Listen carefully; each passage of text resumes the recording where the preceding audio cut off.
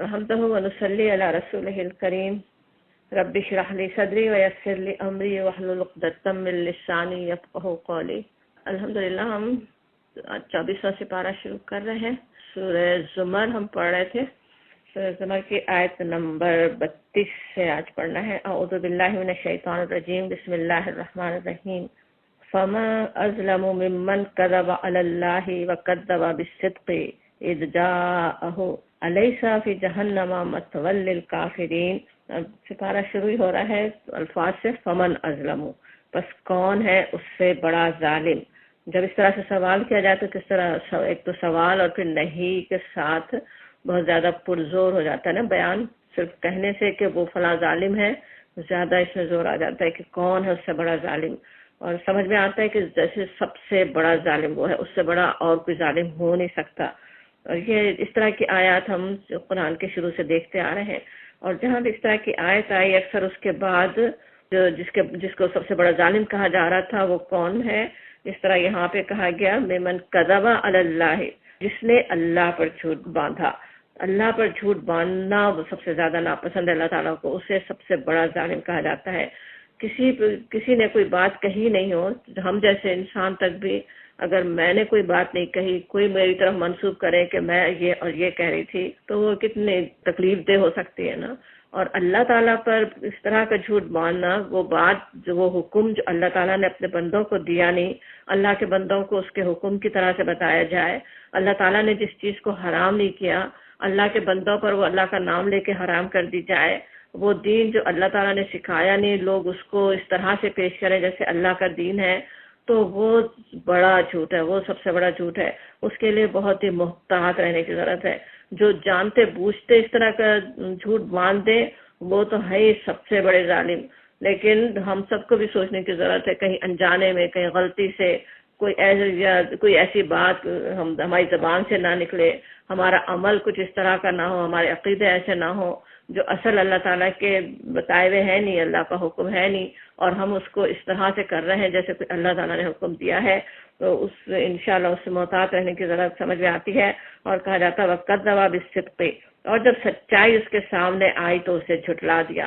جو بات خود اپنے ذہن میں اس کے اوپینین ایک بنی ہوئی ہے، ایک چیز کو اس نے صحیح سمجھا ہوا ہے، اس کے خلاف کوئی بات سچائی آ رہی ہے، اللہ کے رسول کہہ رہے ہیں، اللہ کی کتاب کہہ رہی ہے، اور وہ بات ماننے کو تیار نہ ہو تو وہ اس سے بڑا ظالم اور کوئی نہیں، جیسے یہاں کہا جا رہا ہے۔ اور اس کے فوراً بعد ہی کہنا کہ الیس فی جہنم مثوی للکافرین، کیا ایسے کافروں کے لیے جہنم میں کوئی ٹھکانہ نہیں ہے؟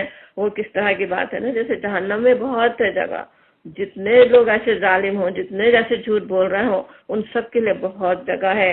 اور اس کے مقابلے میں جو شخص سچائی لے کر آیا، والذی جاء بالصدق وصدق بھی، اور اس کو سچ مانا، اس کی تصدیق کی اور سچائی کو مان لیا، اولئک هم المتقون، وہی عذاب سے بچنے والے ہیں۔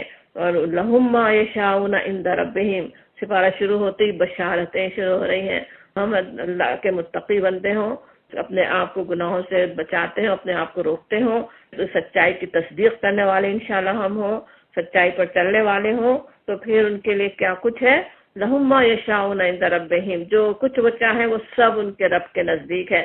عند ربہم کہنے میں کس طرح، ویسے تو اللہ تعالیٰ نے اپنے بندوں کے لیے جنتیں بنائی ہوئی ہیں، جنات النعیم ہیں، نعمتوں بھری جنتیں ہیں جو اس کے پاس ہیں، لیکن اللہ کے پاس تو ہم اپنے موت کے ساتھ جیسے پہنچ رہے ہوتے ہیں نا، وہیں سے جو ہم چاہ رہے ہوں اللہ تعالیٰ اس طرح کا معاملہ ہم سے کرے، رحمتوں کے ساتھ انشاءاللہ معاملہ کرنے والا ہو۔ ذالک جزاء المحسنین، یہ جزا ہے نیکی کرنے والوں کے لیے، محسنین کے لیے، جو احسن عمل دنیا میں کرتے ہیں، جو نیکی کے ساتھ زندگی بسر کرتے ہیں، ان کے لیے بہترین جزا ہے، تاکہ جو بدترین اعمال انہوں نے کیے انہیں اللہ ان کے حساب سے ثابت کر دے۔ اس کو کتنی بڑی یہاں تو بشارت آ رہی ہے اس میں کہ ہر انسان، ہم میں سے ہر ایک کو خوف ہے نا، کتنے عمل ایسے ہیں جن کو ہم بہت ناپسند کرتے ہیں، جو ہم سے ہو گئے، جس میں ہمیں پچھتاوا ہو کہ کیوں ہوئے ہم سے۔ کتنی نمازیں تک بھی، نمازیں کہنے کو پڑھ رہے تھے، نیکی کر رہے تھے، لیکن وہ کیسی تھی جن کے لیے ڈر ہو کہ ہمارے منہ پہ مار دی جائے۔ وہ ایسے بدترین اعمال جو انہوں نے کیے، اللہ تعالیٰ ان سے ثابت کر دے گا، اس کو بالکل برابر کر دے، ختم کر دے اس کا معاملہ ہی۔ کیسی بڑی خوشخبری ہے نا، ہر انسان کا ہم دیکھتے ہی ہیں کس طرح کچھ اعمال کچھ چیزوں میں تو بہت ہی اچھا ہے، بہت اچھے اعمال کر رہا ہے، کچھ چیزوں میں اس سے کمی ہو رہی ہوتی ہے، کچھ خرابیاں ہو رہی ہوتی ہیں، کہیں نیکیاں بہت زیادہ، عبادتیں بہت زیادہ ہیں، دین کا کام بہت کر رہے ہیں، تعلقات میں بڑی خرابی ہو رہی ہے، کسی کو تکلیف پہنچا رہے ہیں، کوئی اور بات غلط منہ سے نکل رہی ہے، وہ سب کی یہاں پہ بھی اللہ تعالیٰ نے کیسی بشارت دے دی ہے. ان کے بھی اگر احسن عمل زیادہ تھے، احسن عمل اثر کرنے والے تھے، سچائی کی تصدیق کرنے والے تھے، تو وہ ان کے حساب سے ساقط کر دی جائے گی، مٹا دی جائے گی. اور وَيَجْزِيَهُمْ أَجْرَهُمْ بِأَحْسَنِ الَّذِي كَانُوا يَعْمَلُونَ، بالکل وہ جو ہم چاہتے ہو نا کہ جو ہمارے بہترین جو اعمال ہیں انہی کے لحاظ سے اجر مل جائے. نمازیں بہت ساری پڑھی تھی لیکن جو ایک بہت ہی اچھی نماز پڑھی تھی اس کے مطابق اللہ تعالیٰ اجر دے دے. ہماری زندگی میں بہت سے کام بہت ہی سب ہم نے کیے ہوئے ہیں، بہت غلطیاں کی ہوئی ہیں، لیکن ایک کام ہم بہت اچھا کر رہے ہیں، اللہ تعالیٰ اس کے مطابق انشاءاللہ وہاں پہ معاملہ کر لے، اس کے مطابق انشاءاللہ بدلہ عطا فرما دے. الیس اللہ بکاف عبدہ، کیا اللہ اپنے بندے کے لیے کافی نہیں ہے؟ اللہ تعالیٰ پہ توکل کی ضرورت ہے. اللہ تعالیٰ ہی اپنے بندے کے لیے کافی ہے، ان حساب لینے کے لیے بھی کافی ہے، ان کے برے اور اچھے اعمال کی جزا دینے کے لیے بھی کافی ہے، ان کے کام آنے کے لیے کافی ہے. یہ لوگ اس کے سوا دوسروں سے تم کو ڈراتے ہیں، حالانکہ اللہ جسے گمراہی میں ڈال دے اسے کوئی راستہ دکھانے والا نہیں، اور جسے وہ ہدایت دے اسے کوئی بھٹکانے والا بھی نہیں. اللہ تعالیٰ ہی جسے ہدایت دے دے، جو اللہ کو پکڑ لیتا ہے، جس نے اپنے آپ کو اللہ کو کافی اپنے لیے سمجھ لیا، حسبنا اللہ کہنے والا ہے، اس کو تو اللہ تعالیٰ خود راستہ دکھا دیتا ہے. پھر اسے کون گمراہ کر سکتا ہے؟ دوسرے کتنی کوشش کرتے رہیں. الیس اللہ بعزیز ذی انتقام، کیا اللہ زبردست اور انتقام لینے والا نہیں ہے؟ ساتھ ہی یہ بھی ہے پوری طاقت رکھتا ہے، عزیز بھی ہے، انتقام بھی لے سکتا ہے. جو لوگوں کو بھٹکانے کی کوشش کریں، گمراہی میں ڈالنے کی کوشش کریں، ان لوگوں سے اگر تم پوچھو کہ زمین اور آسمانوں کو کس نے پیدا کیا ہے، لَيَقُولُنَّ اللَّهُ، ضرور وہ کہیں گے کہ اللہ نے. خود سب جانتے ہیں، مشرکین کو بھی پتا ہے کہ زمین و آسمان ان کے بتوں نے نہیں پیدا کیے. ان سے کہو جب حقیقت یہ ہے تو تمہارا کیا خیال ہے؟ اگر اللہ مجھے کوئی نقصان پہنچانا چاہے تو کیا تمہاری یہ دیویاں جنہیں تم اللہ کو چھوڑ کر پکارتے ہو، اوپر سے دیویوں کا نام نہیں ہے بلکہ ما تدعون من دون اللہ، جن کو اللہ کو چھوڑ کے جنہیں تم پکارتے ہو، جو بھی جسے بھی اللہ کو چھوڑ کر انسان پکارتے ہیں، جن پہ بھروسہ رکھتے ہیں، وہ کوئی کام آ نہیں سکتے بندے کے. کوئی اللہ تعالیٰ اگر نقصان پہنچانا چاہے وہ کیا کر سکتے ہیں؟ کوئی بیماری وہ دے، کوئی آفت میں مبتلا کرے، کون بچا سکتا ہے؟ کوئی جس کو بھی انسان پکارتے رہے اللہ کو چھوڑ کر، کوئی بھی بچا نہیں سکتے نقصان سے. یا اللہ مجھ پر مہربانی کرنا چاہے، او ارادنی برحمت هل هن ممسکات رحمتی، کیا یہ اس کی رحمت کو روک سکیں گے؟ کیا وہ دیویاں کیا دوسرے جس کو بھی تم بلاتے ہو اس کو وہ روک سکیں گے؟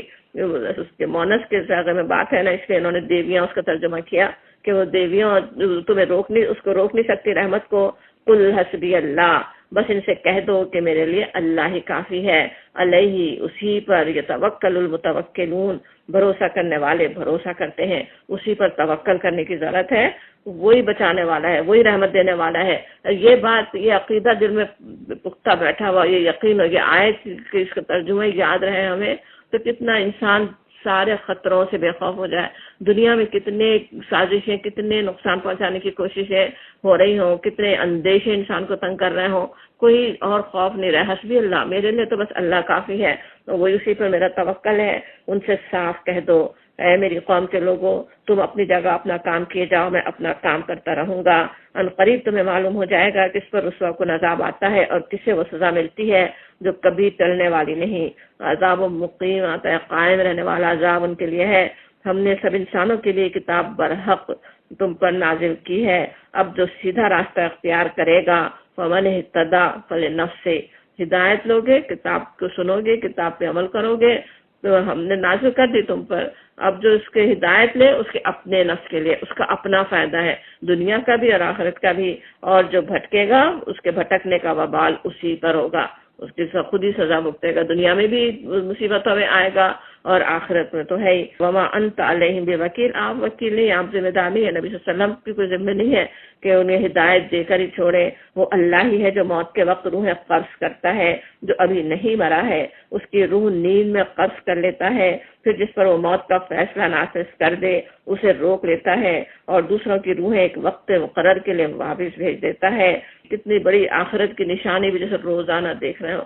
اللہ تعالیٰ کی قدرت کی بھی نشانی، موت کے آنے اور دوبارہ اٹھنے کا روزانہ ریہرسل ہو رہی ہوتی ہے. جب نیند آ جائے تو کیسے بالکل جیسے کچھ شعور میں انسان ہے نہیں، کچھ سن نہیں رہا، کچھ پتہ نہیں ہے، بالکل تقریباً موت کی کیفیت طاری ہو. اور پھر صبح اٹھ جانا انسان کے بس میں تھا کہ وہ اٹھ کھڑا ہو. اگر اللہ تعالیٰ روح کو روک لیتا، اگر موت نیند میں آ جاتی تو کیا اس کے بس میں تھا. دوبارہ اٹھ کھڑا ہونا کس طرح سے جیسے اللہ تعالیٰ نے دوبارہ زندگی دے دی ہو، اور یہ کہ جب جس کو چاہے روک لیتا ہے، دوسروں کی روح ایک وقت مقرر کے لیے واپس بھیج دیتا ہے. جانا تو ہے اللہ کے پاس ہی روح کو، مگر ایک وقت مقرر تک جب تک اللہ تعالیٰ نے زندگی دی ہے اس وقت تک واپس بھیج دیتا ہے، صبح اٹھا دیتا ہے. اس میں بڑی نشانیاں ان لوگوں کے لیے لقومی یتفکرون، جو غور و فکر کرنے والے ہیں. اپنی ہی نیند پہ روزانہ غور کر لے انسان، اپنے اٹھنے پہ غور کر لے تو کیسے آخرت کا یقین آ جائے، بلکہ آخرت کی فکر ہی کیسی ہو جائے. روزانہ سونے ہی جا رہے ہوں تو کس طرح موت کی یاد آنے کی ضرورت ہے. صبح ہم اٹھیں گے یا نہیں پتہ نہیں ہے. سوتے وقت کی بھی دعا نبی صلی اللہ علیہ وسلم نے اسی لوگوں سکھائی. ہم اسی کے نام سے ہم زندہ ہوتے ہیں، ہم مرتے ہیں اسی کے نام سے جیسے ہم سو رہے ہیں. اور کیا اس اللہ کو چھوڑ کر ان لوگوں نے دوسروں کو شفیع بنا رکھا ہے. ان سے کہو کیا وہ شفاعت کریں گے؟ ہاں ان کے اختیار میں کچھ نہ ہو اور وہ سمجھتے بھی نہ ہو.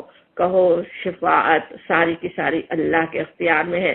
للہ الشفاعت جمیعا، شفاعت میں بھروسہ انسان کر لے تو آخرت کی فکر ہی نہیں رہتی نا. پھر آخرت کا عقیدہ رکھتے ہوئے بھی وہ بیکار ہو جاتا ہے. اس لیے اتنی دفعہ قرآن میں بار بار اس کے نفی کی جاتی کہ ساری شفاعت اللہ کے لیے ہے. کوئی کرے گا بھی، نبی صلی اللہ علیہ وسلم اگر کریں گے بھی تو جس کے لیے اللہ تعالیٰ اجازت دے صرف اس کے لیے کر سکتے ہیں. لہو ملک السماوات والارض، آسمانوں اور زمین کی بادشاہی کا وہی مالک ہے. پھر اسی کی طرف تم پلٹائے جانے والے ہو، سب کو تم کو بھی پلٹنا ہے. جب اکیلے اللہ کا ذکر کیا جاتا ہے تو آخرت پر ایمان نہ رکھنے والوں کے دل کڑھنے لگتے ہیں. محبتیں ان سے زیادہ ہیں نا، اپنی بیویوں سے زیادہ ہیں. اللہ کے سوا جن کو پکارتے ان سے زیادہ محبتیں رکھتے ہیں. تو ایک اللہ کا ذکر ہو تو انہیں اچھا نہیں لگ رہا ہوتا، اور جب اس کے سوا دوسروں کا ذکر ہوتا ہے تو یکایک وہ خوشی سے کھل اٹھتے ہیں. کہو قل اللہم فاطر السماوات والارض عالم الغیب والشہادت انت تحکم بین عبادک. کہو کہا جا رہا ہے، ہمیں بھی دعا جیسے کرنے کی ضرورت ہو کہ کس طرح سے بہترین نام اللہم سے دعا قرآن میں کم شروع ہوتے ہیں. یہاں پہ اے اللہ فاطر السماوات والارض، زمین اور آسمانوں کے پیدا کرنے والے، حاضر و غائب کے جاننے والے، تو ہی اپنے بندوں کے درمیان اس چیز کا فیصلہ کرے گا جس میں وہ اختلاف کرتے رہے ہیں. دنیا میں اتنے اختلافات ہو رہے ہوں، دنیا میں اتنے لوگ مخالفتیں کر رہے ہوں، لیکن اللہ کو بس پکارو، اللہ تعالیٰ آپ ہی فیصلہ کرنے والے ہیں. اگر ان ظالموں کے پاس زمین کی ساری دولت بھی ہو اور اتنی ہی اور بھی، تو یہ روز قیامت کے برے عذاب سے بچنے کے لیے سب کچھ فدیے میں دینے کے لیے تیار ہو جائیں گے. وہاں اللہ کی طرف سے ان کے سامنے وہ کچھ آئے گا جس کا انہوں نے کبھی اندازہ ہی نہیں کیا. جس طرح جنت میں بھی وہ چیزیں ہیں جن کا آج انسان تصور بھی نہیں کر سکتا، اسی طرح کہا جاتا جہنم میں بھی وہاں وہ چیزیں ہیں جن کا انسان آج اندازہ بھی نہیں کر سکتا، تصور بھی نہیں کر سکتا. اللہ تعالیٰ اس سے ہمیں اپنے پناہ میں رکھے. وہاں اپنی کمائی کے سارے برے نتائج ان پر کھل جائیں گے. دنیا میں جو کچھ کیا وہ سب سامنے نظر آ رہا ہوگا، اور وہی چیز ان پر مسلط ہو جائے گی جس کا یہ مذاق اڑاتے رہے ہیں. یہی انسان جب ذرا سی مصیبت اسے چھو جاتی ہے تو ہمیں پکارتا ہے، اور جب ہم اسے اپنی طرف سے نعمت دے کر پھاڑ دیتے ہیں تو کہتا ہے کہ یہ تو مجھے علم کی بنا پر دیا گیا. دعائیں تو اللہ سے کر لیتے ہیں، جب بڑے بڑے مشرک بھی کر لیتے ہیں کہ اللہ سے دعا، اور اللہ تعالیٰ سن بھی لیتا ہے. دنیا کے لیے تو دعائیں ان کی بھی سن لی جاتی، اور جب مل جاتی ہے، جب اللہ تعالیٰ نعمت دے دیتا ہے تو پھر کیا ہوتا ہے، پھول جاتا ہے. اور کیا کہہ رہا ہوتا ہے، انما اوتیتہ علی علم، کہ وہ تو مجھے اپنے علم کی بنا پہ دیا گیا. پیچھے جو قانون کا بھی یاد ہوگا، بالکل یہی بات اس کی بھی تھی نا، کہ سب چیزیں تو مجھے میرے علم کی بنا پہ دی گئی ہیں. اور وہ اوتیتہ جس طرح کہہ رہا ہے، چاہے وہ اللہ تعالیٰ ہی کے لیے کہہ رہا ہو کہ اللہ تعالیٰ نے مجھے دیا علی علم کی بنا پہ. دو طرح سے علی علم کے معنی ہو سکتے ہیں. ایک تو اللہ تعالیٰ کو علم ہے، اللہ تعالیٰ جانتا ہے اور مجھے پسند کر رہا ہے اس لیے مجھے دے رہا ہے. جس طرح سورہ فجر میں کہا جاتا نا، وہ کہتا ہے کہ میں عزت والا ہو گیا، اللہ تعالیٰ کے کوئی محبوب بندہ بن گیا اگر مل رہا ہے. ایک تو یہ بات، دوسرے یہ بھی کہ میرے علم کی بنا پہ کہ میں جانتا ہوں، میں نے کوشش کی، مجھے پتا تھا کہ میں کیسے اپنے آپ کو مصیبت سے بچاؤں، کس طرح سے حاصل کروں، اس لیے مجھے یہ دیا گیا، اس لیے مجھے یہ مل گیا ہے. تو یہ بات ہی جس طرح سے کہ سمجھ میں آتا ہے کتنی بڑی غلط فہمی انسان کی ہے. اللہ تعالیٰ فرماتا ہے ہم نے دیا تھا، ہم نے اس کی دعا سنی تھی، ہم نے نعمتیں اسے دی تھی. نہیں، بل ہی فتنتوں، بلکہ یہ آزمائش ہے. دنیا میں تو جو بھی مل جائے، دعا قبول بھی ہو جائے، نعمتیں بھی مل جائے، اللہ کے نیک بندوں کو بھی نعمتیں مل جائیں، پھر بھی وہ امتحان ہی ہوتی ہے. انعام تو آخرت میں ہے نا. دنیا میں جب مل جائے یہ فتنہ بھی بن سکتی ہے، وہ آزمائش ہی ہو سکتی ہے. وَلَٰكِنَّ أَكْثَرَهُمْ لَا يَعْلَمُونَ، مگر ان میں سے اکثر لوگ جانتے نہیں ہیں. یہی بات ان سے پہلے گزرے ہوئے لوگ بھی کہہ چکے ہیں، مگر جو کچھ وہ کماتے تھے وہ ان کے کسی کام نہ آیا. پھر اپنی کمائی کے برے نتائج انہوں نے بھگتے، اور ان لوگوں میں سے بھی جو ظالم ہیں وہ عنقریب اپنی کمائی کے برے نتائج بھگتیں گے. یہ ہمیں عاجز کر دینے والے نہیں ہیں. کیا انہیں معلوم نہیں ہے کہ اللہ جس کا چاہتا ہے رزق کشادہ کر دیتا ہے اور جس کا چاہتا ہے تنگ کر دیتا ہے. اور اس میں نشانیاں ہیں ان لوگوں کے لیے جو ایمان لاتے ہیں. اب جیسے نبی صلی اللہ علیہ وسلم میں کہا جا رہا ہے کہ آپ کہہ دیجئے کہ اگر آگے جیسے کوٹ آپ سنا دیں، میری طرف سے میرا پیغام میرے بندوں کو آپ یہ دے دیں، جیسے کہا جا رہا ہو یا عبادی الذین، کس طرح سے وہ کوٹ ہے، میرے بندوں. اور کون سے بندے؟ وہ بھی الذین اسرفوا، جنہوں نے اپنی جانوں پر زیادتی کی ہے. جانوں پہ زیادتی کی ہے، گناہ کیے ہیں، پتہ نہیں کتنے گناہ کیے ہوئے ہوں. سوچیں اس وقت جن لوگوں سے بات کی جا رہی ہے، جنہیں نبی صلی اللہ علیہ وسلم کے ذریعے پیغام پہنچایا جا رہا ہے، ان میں کیسے کیسے لوگ ہیں.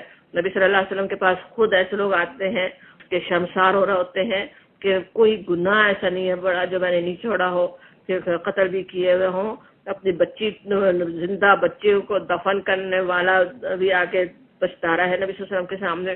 ایسے بندے ہیں جنہوں نے اپنے نفس کے ساتھ ایسی زیادتی کی ہے، لیکن ان کے لیے کہا جا رہا ہے اور ان کو عبادی اللہ تعالیٰ فرما رہا ہے. پھر بھی اللہ تعالیٰ نہیں چھوڑتا اپنے بندوں کو. اتنے گناہ بھی کر لے، اتنی غلطیاں بھی ہو جائے، مگر وہ اللہ تو اللہ کے بندے ہی، ابھی بھی موقع ہے، ابھی بھی رجوع ہو سکتے ہیں، ابھی بھی اللہ کی طرف پلٹ ہی سکتے ہیں. ان سے کہہ دو کہ لا تقنطوا من رحمت اللہ کی رحمت پھر بھی مل سکتی ہے. کہ اپنی غلطیوں سے انسان مایوس نہیں ہو جائے، اپنے اللہ سے مایوس نہیں ہو جائے اپنے غلطیوں کی وجہ سے. اپنے اللہ کی رحمت پہ تو ہمیشہ بھروسہ رہے، اپنی غلطیوں کے لیے ڈرتا ضرور رہے، اللہ سے مغفرت ضرور مانگتا رہے، لیکن مایوس نہ ہو. اللہ تعالیٰ معافی فرمانے والا ہے. ان اللہ یغفر الذنوب جمیعا، سارے گناہ معاف کر دیتا ہے اللہ تعالیٰ. سارے کے سارے معاف ہو سکتے ہیں. صرف زبان سے انسان پورے دل کے خلوص کے ساتھ جب پورا عزم کر کے کسی گناہ سے استغفار کرتا ہے اور بس گناہ معاف ہو جاتے ہیں. ایسے کسی پچھتانے والے سے نبی صلی اللہ علیہ وسلم نے کہا کہ بس تم 3 دفعہ اللہم اغفر لی کہو، مغفرت مانگو، اور پھر کہا جاؤ تمہارے گناہ معاف ہو گئے. وہ خوشی سے اللہ اکبر کرتا ہوا دوڑتا چلا گیا نا. تو کس طرح سے کتنی بڑی خوشخبری اللہ کے بندوں کے لیے ہے. غلطیاں سب سے ہوتی ہیں، کہ کتنی زیادہ بھی کسی سے ہو گئی ہو، کوئی بڑا بھی گناہ ہو گیا ہو، لیکن اللہ تعالیٰ معاف فرمانے والا ہے. انہ هو الغفور الرحیم، وہ کیسا بخشنے والا، کیسا رحیم ہے. وہ انیبو، پلٹ آؤ، الی ربکم، اپنے رب کی طرف، وہ اسلموا لہو، اور مطیع بن جاؤ، اسلام لے آؤ، مطیع بن جاؤ، اللہ کے اطاعت میں آ جاؤ. کیے تھے پہلے گناہ، پہلے غلطیاں ہوئی تھی، مگر اب پلٹ آؤ. جو قبل اس کے تم پر عذاب آ جائے، پھر کہیں سے تمہیں مدد نہ مل سکے، اس سے پہلے کہ عذاب آ جائے. اگر استغفار کی جلدی بھی کرنے کی ضرورت ہوتی ہے نا، کہیں اپنے گناہوں کی گردش میں انسان نہ آ جائے، کوئی عذاب میں گرفتار نہ ہو جائے. گناہ جیسے ہی ہوا ہو اسی وقت انسان کرے تو وہ کیسے معافی ہو جاتی ہے. پیچھے موسیٰ علیہ السلام کے واقعے میں بھی پڑھ رہے تھے کس طرح فوراً ہی پلٹتے.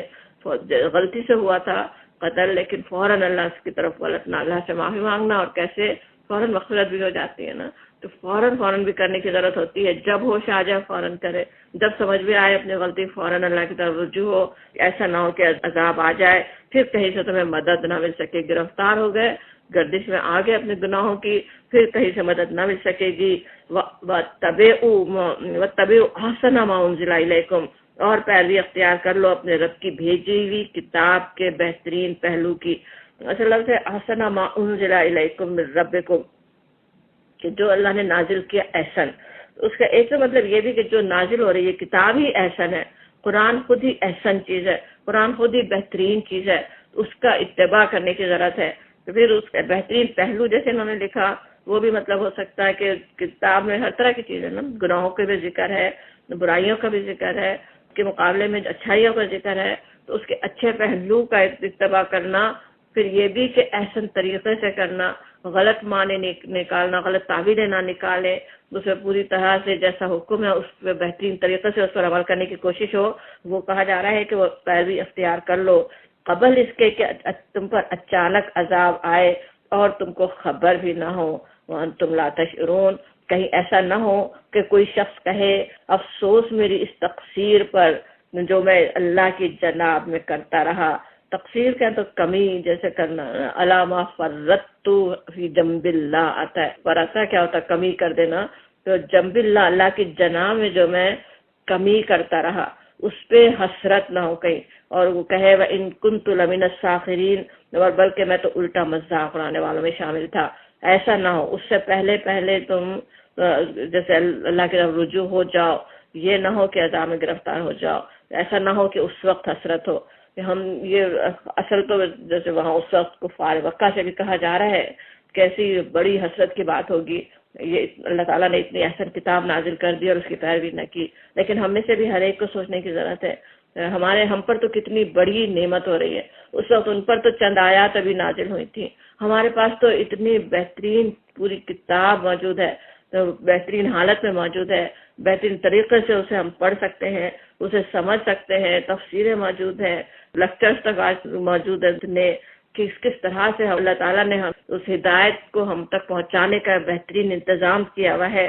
اور اس کے بعد پھر اس میں اگر کمی ہو جائے تو اسی کو پیچھے ڈالتے رہے، ساری دنیا کے کام، دنیا کے دھندے آگے ہیں اور وہ کتاب پیچھے ہے، کتاب پہ عمل نہیں ہو رہا ہے، تو اس کے کتاب کے جاننے تک کے لیے ٹائم نہیں نکل پا رہا ہے، تو کتنی بڑی کمی ہے جس میں حسرت ہو سکتی ہے نا. اور پھر جب سمجھ بھی رہا ہوں، پڑھ بھی رہا ہوں، تب بھی کیسے کمی کا ڈر ہے نا. آج مجھے کتنا ڈر ہے اگر میں سنا رہی ہوں بیٹھ کر اور پھر عمل کرنے میں کمی ہو جائے، اس طرح سے عمل نہ ہو، سنانے میں سمجھانے میں کمی ہو جائے، اس پہ کبھی حسرت نہ ہو انشاءاللہ تعالیٰ. اسی طرح ہم میں سے ہر ایک کو اس کے معاملے میں کیسے ڈرنے کی ضرورت ہے کہ وہاں پہ پچھتاوے نہ ہو. مذاق جو کہا جا رہا ہے وہ بھی اسی طرح کا بھی مذاق ہو سکتا ہے نا. ایک تو مذاق اڑانے والے ہوتے ہیں جو اللہ کی کتاب کا مذاق اڑا رہے ہوں، ایک وہ جو اللہ پہ ایمان لانے کے دعوے کر رہے ہوں، محبت کے دعوے کر رہے ہوں، اس کو اٹھا کے سروں پہ رکھ رہے ہوں، ہر محفل اسی سے شروع کر رہے ہوں اور پھر اس کو نافرمانیاں کتاب کی کر رہے ہوں، تو کتنا بڑا مذاق ہے نا. کتاب اللہ تعالیٰ نے ہماری ہدایت کے لیے بھیجی تھی، اس کو برکت کے لیے تو استعمال کر لیں، کسی اور سے پڑھوا کے اپنے گھروں میں برکت لانے کی کوشش کر لیں، کتنا بڑا مذاق ہے کہ ہدایت اس سے حاصل کرنے کے بجائے جس طرح سے اس سے برکتیں حاصل کرنے کی کوشش ہو رہی ہے. انشاءاللہ ہم ان لوگوں میں شامل نہ ہوں یا کہے کہ کاش اللہ نے مجھے ہدایت بخشی ہوتی تو میں بھی متقیوں میں سے ہوتا. ابھی متقی بن جاؤ، بعد میں نہ پچھتاؤ کہ وہ دوسرا وقت ہو، یا عذاب دیکھ کر کہے کاش مجھے ایک اور موقع مل جائے اور میں بھی نیک عمل کرنے والوں میں شامل ہو جاؤں، اس وقت نہ پچھتانا پڑے. ابھی محسن بن جاؤ، ابھی نیکی اختیار کر لو اور اس وقت اسے یہ جواب ملے کہ کیوں نہیں، میری آیات تیرے پاس آ چکی تھیں، پھر تو نے انہیں جھٹلایا اور تکبر کیا اور تو کافروں میں سے تھا. آج جن لوگوں نے اللہ پر جھوٹ باندھے ہیں، قیامت کے روز تم دیکھو گے کہ ان کے منہ کالے ہوں گے. الیس فی جہنم مثوی للمتکبرین، کیا جہنم میں متکبروں کے لیے کافی جگہ نہیں ہے؟ کہ جہنم میں اگرچہ کتنے اعمال کی بنا پہ جائیں گے لیکن پھر تکبر کی بنا پہ داخل ہونے کی بات آتی ہے. جس طرح جنت کی بات آتی ہے تو سارے اعمال کی بات آتی ہے، پھر اپنے صبر کے بدلے وہ غرفات پائیں گے، اپنے صبر کے بدلے وہ وہاں کی نعمتیں پائیں گے. اسی کے بالکل اپوزٹ جہنم میں کیا چیز ہے اثر لے جانے والی؟ تکبر ہے. تکبری کی وجہ سے انسان نہیں مانتا، نہ تکبری کی وجہ سے نیک عمل نہیں کرتا. اپنی اوپینین اپنی خواہش کو ترجیح دے رہا ہوتا ہے تو اس کا ٹھکانہ نہیں ہے. جہنم میں بہت جگہ ہے. جو تکبر کر رہے ہیں ان کے لیے بہت جگہ ہے. جیسے کہا جا رہا ہو اس کے برعکس جن لوگوں نے یہاں تقوی اختیار کیا اس کے اسباب کامیابی کی وجہ سے اللہ ان کو نجات دے گا بمفازتہم. جیسے کام انہوں نے کامیابی کے لیے کیے, نظر ان کی تھی کہ آخرت میں کامیابی مل جائے, اس کے لیے وہ کوشش کر رہے تھے. اللہ تعالیٰ بھی انہیں نجات دے دے گا اور ان کو نہ کوئی تکلیف پہنچے گی. لا یمسہم السوء, کوئی تکلیف, کوئی گزن, کوئی پریشانی نہیں ہوگی. ولا ہم یحزنون, اور نہ وہ غمگین ہوں گے. جو یہاں تقویٰ کرتے رہے, جو یہاں ڈرتے رہے, ان کے لیے پھر وہاں کوئی خوف نہ کوئی حزن. اللہ ہر چیز کا خالق ہے. اللہ خالق کل شیء وہو علی کل شیء وکیل, اور وہ ہر چیز پر نگہبان ہے. لہو مقالید السماوات والارض, زمین اور آسمانوں کے خزانوں کی کنجیاں اس کے پاس ہیں. سارے خزانے اس کے پاس ہیں, کنجیاں اس کے پاس ہیں. کس طرح سے جیسے اس تالے لگا رکھے ہوں. سب کچھ تو اس کے پاس ہے, کوئی اور نہیں لے سکتا, کوئی اور حاصل نہیں کر سکتا. سب کچھ وہ دینے والا ہے. انسان اللہ کو چھوڑ کر جا کے دوسروں سے اپنی مرادیں پوری کرنا چاہیں, ان کے پاس تو کچھ ہے نہیں. ادھر اللہ تعالیٰ کے پاس ساری کنجیاں ہیں.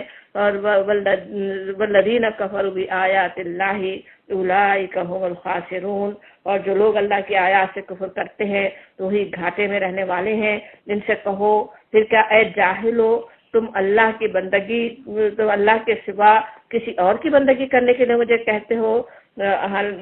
بلقد, اور حقیقت یہ ہے, ضروری بات, اصل بات یہ ہے, اوحی الیک, کہ میری طرف تو کیا وحی کی گئی ہے, اور وَإِلَى الَّذِينَ مِن قَبْلِكَ, اور مجھ سے پہلے لوگوں پر, کہ لَإِنْ أَشْرَكْتَ لَيَحْبَطَنَّ, اگر تم نے شرک کیا تو سارا عمل ضائع ہو جائے گا.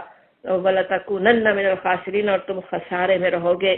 بالکل یہی بات سورہ انعام میں پیچھے آیت 83 سے 88 تک کہی گئی تھی. پورے 18 انبیاء کے وہاں نام آئے تھے, حضرت نوح علیہ السلام سے حضرت لوط علیہ السلام تک, اور ان سب کے بعد پھر کہا گیا تھا وَلَوْ أَشْرَكُوا لَحَبِطَ عَنْهُمْ مَا كَانُوا يَعْمَلُونَ, اگر وہ شرک کرتے تو ان کے سارے اعمال ضائع ہو جاتے, جو وہ کر رہے تھے عمل وہ سب ضائع ہو جاتے. بالکل یہی بات یہاں پہ نبی صلی اللہ علیہ وسلم سے کہلوائی جا رہی ہے. مجھے یہ کہا گیا ہے اور جو مجھ سے پہلے تھے ان سے کہا گیا ہے کہ اگر تم شرک کرو لَيَحْبَطَنَّ, کیسے ہے جیسے ضرور ضائع کر دیں گے. انبیاء کرام کے اگر وہ شرک کریں ان سے کہا جاتا, تو ہمیں سمجھنے کی ضرورت ہے. ہم جو نبی صلی اللہ علیہ وسلم کے پر بھروسہ رکھ رہے ہو کہ ہماری شفاعت فرما دیں گے, اگر کچھ شرک کہیں سے بھی آ گیا عمل میں, عقیدے میں, تو وہ سب کچھ ضائع ہو جانے والا ہے. ایک نیکی کا بھی کام اللہ کے لیے خالص کرنے کے بجائے اگر بندوں کے لیے کر رہے ہوں تو کیسے وہ شرک ہی ہے نا. تھوڑی سی ریا بھی شرک ہے, نبی صلی اللہ علیہ وسلم نے تنبیہ کی, تو اس سے کتنا ڈرنے کی ضرورت ہے. اعمال سارے ضائع ہو سکتے ہیں. صاف صاف نبی صلی اللہ علیہ وسلم نے فرما دیا, بتا دیا کہ اللہ تعالیٰ بے نیاز ہے بالکل شرک سے. کسی نے پوچھا کہ اگر میں ایک عمل اللہ کے لیے بھی کرتا ہوں اور دنیا کے لیے بھی کرتا ہوں, آپ نے سب جواب دے دیا نہیں, وہ اللہ کو اس کی پرواہ نہیں ہے. پورا عمل پھر اللہ تعالیٰ چھوڑ دیتا ہے دوسروں کے لیے, اس کا تو پھر کوئی اجر ملنے والا نہیں ہے. انشاءاللہ ہم اپنے ہر عمل کو اپنے رب کے لیے خالص کرنے والے ہوں تاکہ اس کی بہترین جزا وہاں پا سکے. اور یہ کہ لہٰذا تم بس اللہ کی بندگی کرو. وَقُم مِّنَ الشَّاكِرِينَ, اور اس کے شکر گزار بندوں میں سے ہو جاؤ, شاکرین میں سے ہو جاؤ. اللہ کا اصل شکر ہے توحید جو ہے, وہ سب سے بڑا شکر ہے نا. ایک اللہ کو ماننا, ایک اللہ کے لیے کام کرنا, ایک اللہ کے لیے عمل کرنا. وما قدر اللہ حق قدرہ, وہ جو سورہ انعام کی آیات یاد کر رہی تھی ابھی میں, اس میں بھی اس کے بعد یہی آیت ہے قدر اللہ حق قدرہ. انہوں نے قدر ہی نہیں کی. سورہ حج کی آیات تھے وما قدر اللہ حق قدرہ, ان لوگوں نے اللہ کے قدر ہی نہیں کیا جیسا کہ قدر کرنے کا حق ہے. تو کس طرح وہ شرک, بالکل وہی بات ہے نا کہ جیسے اللہ کی قدر کرنی چاہیے. کہاں وہ جو اللہ رب العالمین ہے, اللہ تعالیٰ جو سمیع علیم ہے, اللہ تعالیٰ جو تمہیں پال رہا ہے, جو سب کچھ تمہیں دے رہا ہے, اس کے لیے کرنے کے بجائے کسی اور کے لیے تم اگر کام کرو تو شرک یہی تو ہے نا. جیسے اللہ کی قدر ہی نہیں ہو رہی ہے, اللہ کی قدر کی نہیں تم نے. کتنی بڑی, یعنی سوچے کتنی بڑی اللہ کی ناقدری ہے. جو جس طرح وہ شرک کا نبی صلی اللہ علیہ وسلم نے سکھایا, ایک نماز اللہ کے لیے پڑھنے کھڑے ہوئے ہیں, اللہ کے لیے تو پڑھ رہے تھے چھوٹی سی سورت, کسی کے آ جانے سے بڑی سورت کر دی, تو کیا مطلب ہے؟ زیادہ دوسروں کی پرواہ ہے ایک نیکی کا کام اکیلے میں تو اتنی اچھی طرح نہیں ہو رہا تھا، دوسروں کے سامنے بہت ہی اچھی طرح ہو رہا ہے، تو کیا بالکل اللہ کی ناقدری، کیسی بڑی ناقدری ہے نا وہ. تو انہوں نے قدر ہی نہیں کی اللہ کی، جیسے کہ قدر کرنے کا حق تھا کہا جاتا. اور حالانکہ اللہ کی قدرت کیسی ہے، قیامت کے روز پوری زمین اس کی مٹھی میں ہوگی اور آسمان اس کے دستے راست میں لپٹے ہوئے ہوں گے. آسمان سوچے ذرا، اوپر نظر ڈالیں، وہ اوپر جو نظر بھی ڈالتے ہیں وہ تو کتنا تھوڑا سا آسمان ہے جو ہمیں نظر آتا ہے، آسمان کا حصہ نظر آتا ہے. وہ سماوات آتا ہے، سارے آسمان وہ لپٹے ہوئے ہوں گے، جیسے ایک ہم سمجھے رومال لے کر اپنی مٹھی میں لپیٹ لیں اپنے ہاتھ پر، وہ آسمان اس کے دستے راست میں لپٹے ہوئے ہوں گے، بھی یمین نہیں. اور سبحان ہو، پاک اور بالا تر ہے وہ اس شرک سے جو یہ لوگ کرتے ہیں. سوچے اتنی عظیم قدرت والے کی کیسی قدر کرنے کی ضرورت ہے، کیسا اس سے ڈرنے کی ضرورت ہے، کیسے اس کے کیا ہماری زندگیوں میں اس کی اہمیت ہونی چاہیے.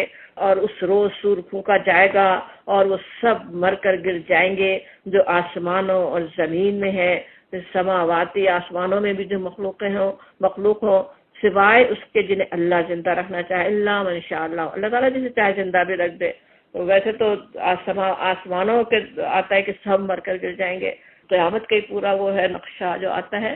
صرف جو ہمیں آسمان نظر آ رہا ہے اس پہ بھی اگر قیامت آ جائے تو ہمارے تو بالکل وہی بات ہوگی نا، جیسے پوری ستارے مان پڑ جائے، سورج کی روشنی ختم ہو جائے، نظر آئے کہ آسمان دروازے ہو گیا. وہ سب ایک حصہ بھی ہو سکتا ہے. اللہ تعالیٰ جتنا چاہے بچا لے، اللہ من شاء اللہ ہو، جسے اللہ زندہ رکھنا چاہے رکھ لے. پھر ایک دوسرا سرخوں کا جائے گا اور یکایک سب کے سب اٹھ کر دیکھنے لگیں گے. زمین اپنے رب کے نور سے چمک اٹھے گی. وَاشْرَقَتِ الْأَرْضُ بِنُورِ رَبِّهَا وَوُضِعَ الْكِتَابُ. اور پھر وہ مرحلہ آ جائے کتاب کا رکھنے کا، سب سے مشکل مرحلہ ایک انسان کے لیے، جب کتاب سامنے رکھ دی جائے، ہم اپنی زندگی کی پوری زندگی کی داستان اس میں جسے انسان دیکھنا نہ چاہے وہ سامنے رکھ دی جائے، اور انبیاء اور تمام گواہ حاضر کر دیے جائیں گے. ساری گواہیاں بھی آ جائیں، کس پہ کیا ظلم ہوا تھا وہ بھی گواہی دینے والے ہوں، کس نے کب ہدایت دینے کی کوشش کی تھی، کیسے ٹھکرا دی گئی تھی، وہ ساری گواہیاں حاضر ہوں، اور لوگوں کے درمیان ٹھیک ٹھیک حق کے ساتھ فیصلہ کر دیا جائے گا. وَهُمْ لَا يُظْلَمُونَ، کوئی ان پر ذرا بھی ظلم ہونے والا نہیں ہے. وَوُفِّيَتْ كُلُّ نَفْسٍ مَّا عَمِلَتْ، ہر متنفس کو جو کچھ بھی اس نے عمل کیا تھا پورا بدلہ دے دیا جائے گا. ہر نیکی کا پورا بدلہ، ہر برائی کا پورا بدلہ. وَهُوَ أَعْلَمُ، سب سے زیادہ وہ جاننے والا ہے. جو بما یفعلون، جو کچھ تم کرتے ہو اللہ اس کو خوب جانتا ہے. اس کے بعد وہ لوگ جنہوں نے کفر کیا جہنم کی طرف گروہ در گروہ ہانکے جائیں گے. الا جہنم زمرا، اسی پہ سورہ زمر کا نام ہے نا، کہ وہ گروہ کے گروہ جیسے جھانک وسیق الذین آتا ہے، کیسے جیسے کھینچ کے لے جایا جا رہا ہو، ہانکے جا رہے ہوں، یہاں تک کہ جب وہ وہاں پہنچیں گے تو اس کے دروازے کھولے جائیں گے، جیسے جہنم کے دروازے بھی ان کے لیے وہاں اس وقت کھول رہے ہوں، اور اس کے کارندے ان سے کہیں گے. اور وہاں پھر خزانتہا، ان کے کارندے جو ان سے کہیں گے کیا تمہارے پاس اپنے لوگوں میں سے ایسے رسول نہیں آئے تھے، اور وہاں انہیں اور شرمندہ جیسے کیا جا رہا ہو، احساس دلایا جا رہا ہو کہ تمہاری عمل سے جس کی وجہ سے یہاں داخل ہو رہے ہو. سورہ ملک میں بھی اسی طرح کا سوال جواب کا آتا ہے نا. اور یہ کہ وہ کہیں گے کہ تمہارے پاس رسول نہیں آئے تھے جنہوں نے تم کو تمہارے رب کی آیات سنائی ہوتی اور تمہیں اس بات سے ڈرایا ہوتا کہ ایک وقت تمہیں یہ دن بھی دیکھنا ہوگا. وہ جواب دیں گے ہاں، خود ہی اقرار کر لیں گے بلا، مگر ہمارا عذاب کا فیصلہ کافروں پر چپک گیا. کہا جائے گا داخل ہو جاؤ، ادخلوا الابواب جہنم خالدین فیہا فبئس مثوی المتکبرین. یہاں پہ بھی وہی متکبرین کے لیے ٹھکانہ ہے، بڑا ہی برا ٹھکانہ ہے ان متکبرین کے لیے. اور جو لوگ اپنے رب کی نافرمانی سے پرہیز کرتے رہے، اتقوا ربہم الی الجنۃ زمرا، وہ جہنم کی طرف انہیں بھی لے جایا جا رہا ہوگا، مگر ظاہر مہمانوں کی طرح لے جایا جا رہا ہو، یہاں تک کہ وہ جب وہاں پہنچیں گے تو اس کے دروازے پہلے ہی سے کھولے جا چکے ہوں گے. کل ہی پڑھ رہے تھے نا کہ جنت کی تعریف کے جس کے دروازے کھلے ہوتے ہیں، جب وہاں پہنچیں گے جنتی دروازے کھلے ان کے لیے، کوئی اندیشہ نہیں ہے کہ وہاں داخلہ نہیں ملے. اور اس کے منتظرین جو ہے خزانتہا، ان کا تو پھر کیسے استقبال ہو رہا ہوگا زوردار طریقے سے. سلام علیکم طبتم، بہت ہی تم اچھے رہے، فادخلوها، بس داخل ہو جاؤ، خالدین، ہمیشہ کے لیے. وقال الحمد للہ الذی، اور وہ کہیں گے الحمدللہ، اللہ کا شکر ادا کر رہے ہوں گے، الذی صدقنا وعدہ، جس نے ہمارے ساتھ اپنا وعدہ سچ کر دکھایا اور ہم کو زمین کا وارث بنا دیا۔ اب ہم جنت میں جہاں چاہے اپنی جگہ بنا سکتے ہیں۔ فنعم اجر العاملین، پر بہترین اجر ہے عمل کرنے والوں کے لیے۔ اور تم دیکھو گے کہ فرشتے عرش کے گرد حلقہ بنائے ہوئے اپنے رب کی حمد اور تسبیح کر رہے ہوں گے۔ وہاں دیکھ بھی لیں گے، ملائکہ نظر آ رہے ہوں کہ عرش کے اطراف وہ کیسے اللہ کی حمد اور تسبیح کر رہے ہوں گے۔ وَقُضِیَ بَیْنَهُم بِالْحَقِّ، اور لوگوں کے درمیان ٹھیک ٹھیک حق کے ساتھ فیصلہ چکا دیا جائے گا۔ وَقِیلَ الْحَمْدُ لِلَّهِ رَبِّ الْعَالَمِینَ، اور پکار دیا جائے گا کہ حمد ہے اللہ رب العالمین کے لیے۔ اور جنت میں تو پھر اس حمد ہی ہم سب کی زبان پہ ہوگی، الحمدللہ رب العالمین سب کر رہے ہوں۔ سورۃ المومن شروع ہوتی ہے بسم اللہ الرحمن الرحیم، حامیم، حامیم سے حروف مقطعہ سے شروع ہو رہی ہے۔ اور یہ سورت اور اس کے بعد آنے والی اور 6 صورتیں، کل 7 صورتیں جو ہیں وہ اسی طرح حامیم سے شروع ہوتی ہیں۔ حروف اور جس طرح صورت کی ابتدا ہوتی ہے اکثر ہم دیکھتے آ رہے ہیں ان صورتوں میں مماثلت بھی ہوتی ہے نا، کچھ ایک جیسی صورتیں ہوتی ہیں، مضامین ایک جیسے ہوتے ہیں۔ تو اسی طرح ان 7 صورتوں میں بھی ہم دیکھیں گے، ایک تو سب مکی صورتیں ہیں اور مضامین بھی بہت ہی ملتے جلتے بھی ہیں، کچھ فرق بھی ہے، کسی میں سورہ شورا میں کچھ اور مقطعات شامل ہو جاتے ہیں، تھوڑی سی اور مختلف وہ صورت ہے۔ اور ان صورتوں کو ملا کر جیسے حوامیم کہا گیا۔ صحابہ کرام جس طرح قرآن سے شغف رکھتے تھے، قرآن کی صورتوں سے کئی نام انہوں نے دیے ہوئے تھے، ہر صورت کے کئی نام ہیں، صورتوں کے مجموعے کے بھی نام ہیں۔ تو ان صورتوں کے مجموعے کا نام جیسے حوامیم کہا جاتا ہے کیونکہ وہ حامیم سے شروع ہوئی۔ تنزیل الکتاب من اللہ العزیز العلیم، اس کتاب کا نزول اللہ کی طرف سے جو عزیز العلیم ہے۔ پیچھے والی سورۃ زمر میں بھی اسی طرح کی آیت تھی، وہاں عزیز الحکیم تھا اور یہاں عزیز العلیم، وہ سب کچھ جاننے والا ہے۔ آگے بھی اسی طرح ہم دیکھیں گے اللہ تعالیٰ کے بہترین نام بھی اس میں آ رہے ہیں۔ اللہ کی کتاب کا نزول اور کس کی طرف سے، وہ سوچنے کی ضرورت ہے۔ کتاب کی اہمیت پتہ چلتی نا کہ کس کا دیا ہوا قانون ہے، وہ ہستی کیسی ہے، اسی لحاظ سے اس قانون کی اہمیت بھی بڑھ جاتی نا۔ وہ جو العزیز ہے پورا کنٹرول رکھتا ہے، العلیم بھی سب کچھ جانتا بھی ہے، ہم کیا کرتے ہیں، اس کتاب پہ کتنا عمل کرتے ہیں، کیا نہیں کرتے ہیں، کس نیت سے پڑھ رہے ہیں، کیا کچھ ہو رہا ہے، سب کچھ وہ العلیم ہے، سب کچھ جانتا ہے۔ تو سمجھنے کی ضرورت ہے، کیسا تقویٰ دینے والی یہ آیت ہے ایک طرح سے۔ پھر اللہ کے اور بہترین نام وہ عزیز العلیم بھی ہے، ساتھ ہی غافر الذنب بھی، فوراً کیسی تسلی بھی دینے والی بات ہوتی نہیں ہے کہ پورا کنٹرول رکھتا ہے، پورا جانتا ہے ہمارا کچا چٹھا ہم کیا کر رہے ہیں، ہمارے دل میں کیا نیت ہے، سب کچھ جانتا ہے، لیکن راستہ بھی کھلا ہے۔ غافر الذنب بھی، بہت ہی توبہ بھی قبول کرنے والا ہے، گناہوں کو بخشنے والا ہے، اور وہ قابل توبی اور توبہ قبول فرمانے والا ہے۔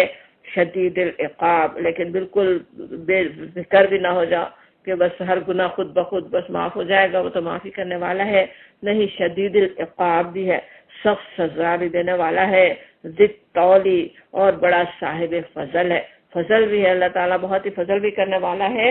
اس کی طرف پلٹو، وہ اس کی رحمت وسیع ہے، دامن رحمت اس کا وسیع ہے، اپنی رحمتوں میں لے لے گا۔ لا الہ الا ہوا، نہیں کوئی معبود اس کے سوا، الیہ المصیر، اسی کی طرف سب کو پلٹنا ہے۔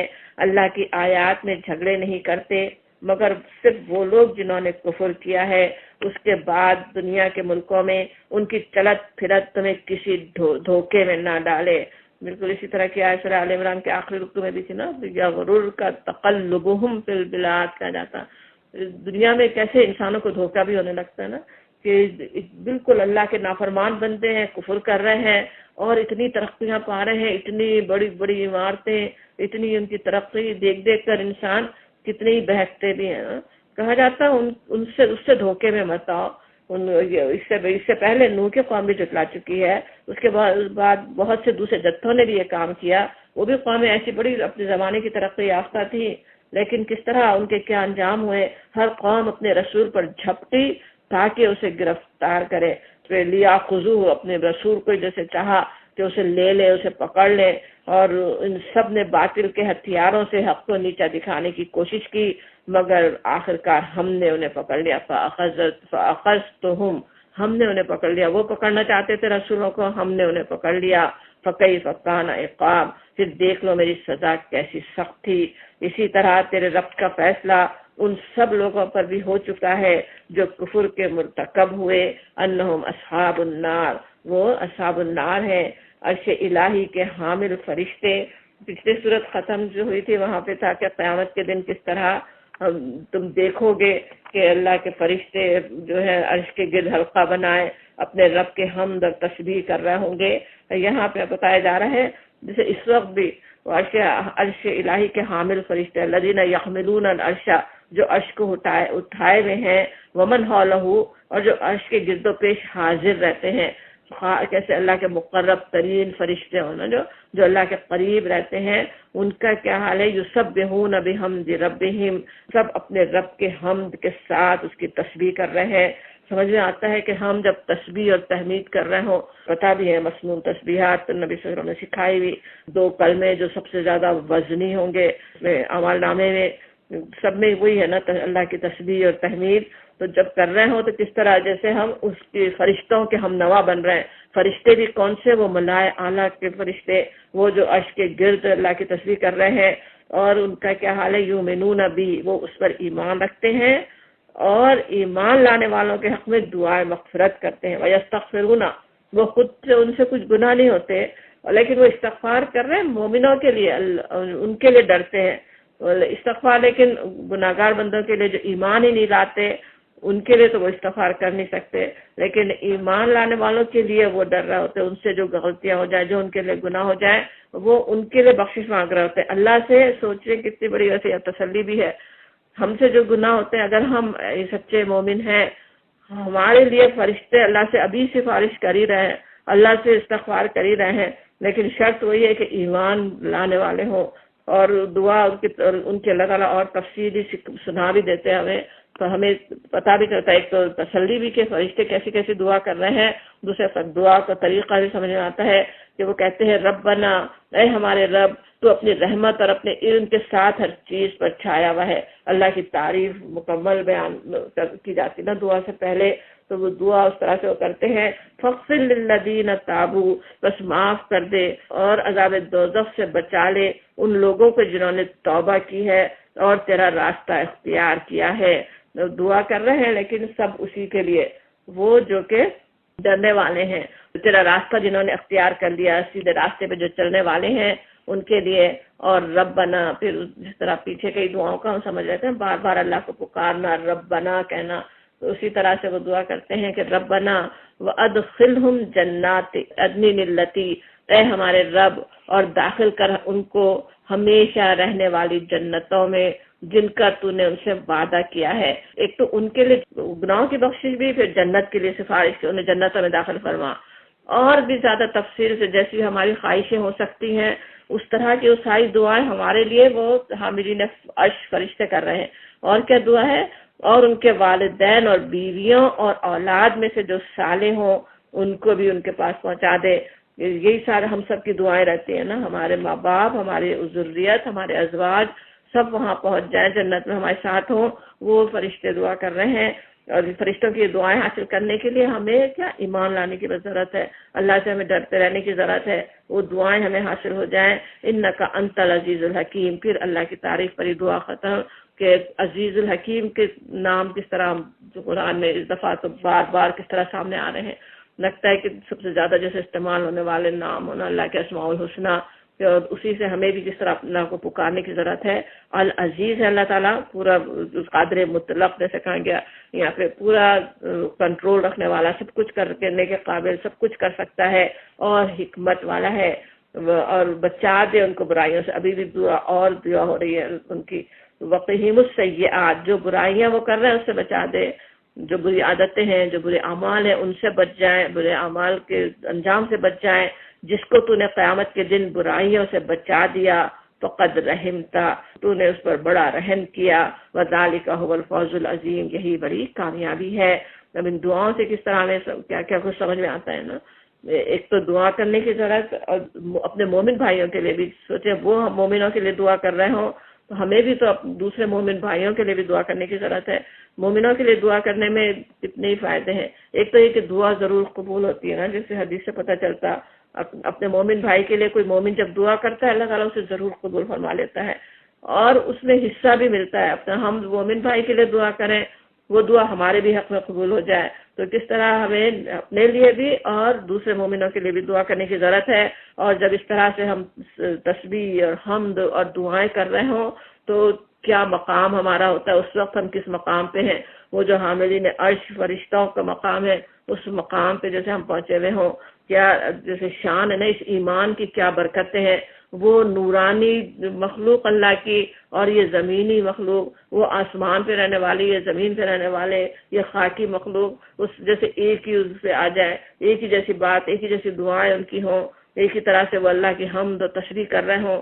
اور جن لوگوں نے کفر کیا ہے، قیامت کے روز ان کو پکار کر کہا جائے گا آج تمہیں جتنا شدید غصہ اپنے اوپر آ رہا ہے اس وقت اپنے اوپر آ رہا ہوگا نا کہ میں نے کیوں کفر کیا۔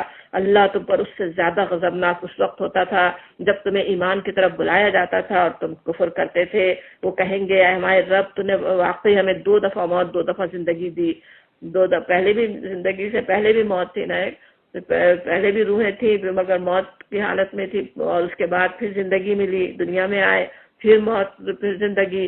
اب ہم اپنے قصوروں کا اعتراف کرتے ہیں، کیا اب یہاں سے نکلنے کی بھی کوئی سبیل ہے؟ اب جواب کیا ان کو دیا جائے گا؟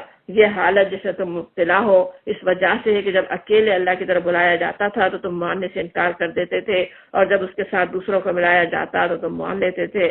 اب فیصلہ اللہ بزرگ و برتر کے ہاتھ میں ہے، للہ العلی الکبیر، فالحکم للہ العلی الکبیر۔ اب تو اللہ تعالیٰ ہی ہے جو سب سے اعلیٰ، بزرگ اور برتر، وہی فیصلہ کرنے والا ہے، وہی تمہیں پسند تھا اس کا اکیلے اللہ کا ذکر۔ اب سوچ لو کہ کیا فیصلہ ملے گا۔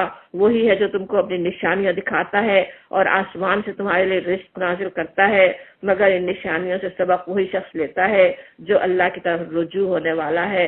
فد اللہ مخلصین لہ الدین، بس پکارو، رجوع کرو اللہ ہی کی طرف، تو اس کو دعا کرو کہ کیسے ترغیب ہو رہی ہے نا، اللہ کو پکارے، جتنا پکارے اتنا کم ہے۔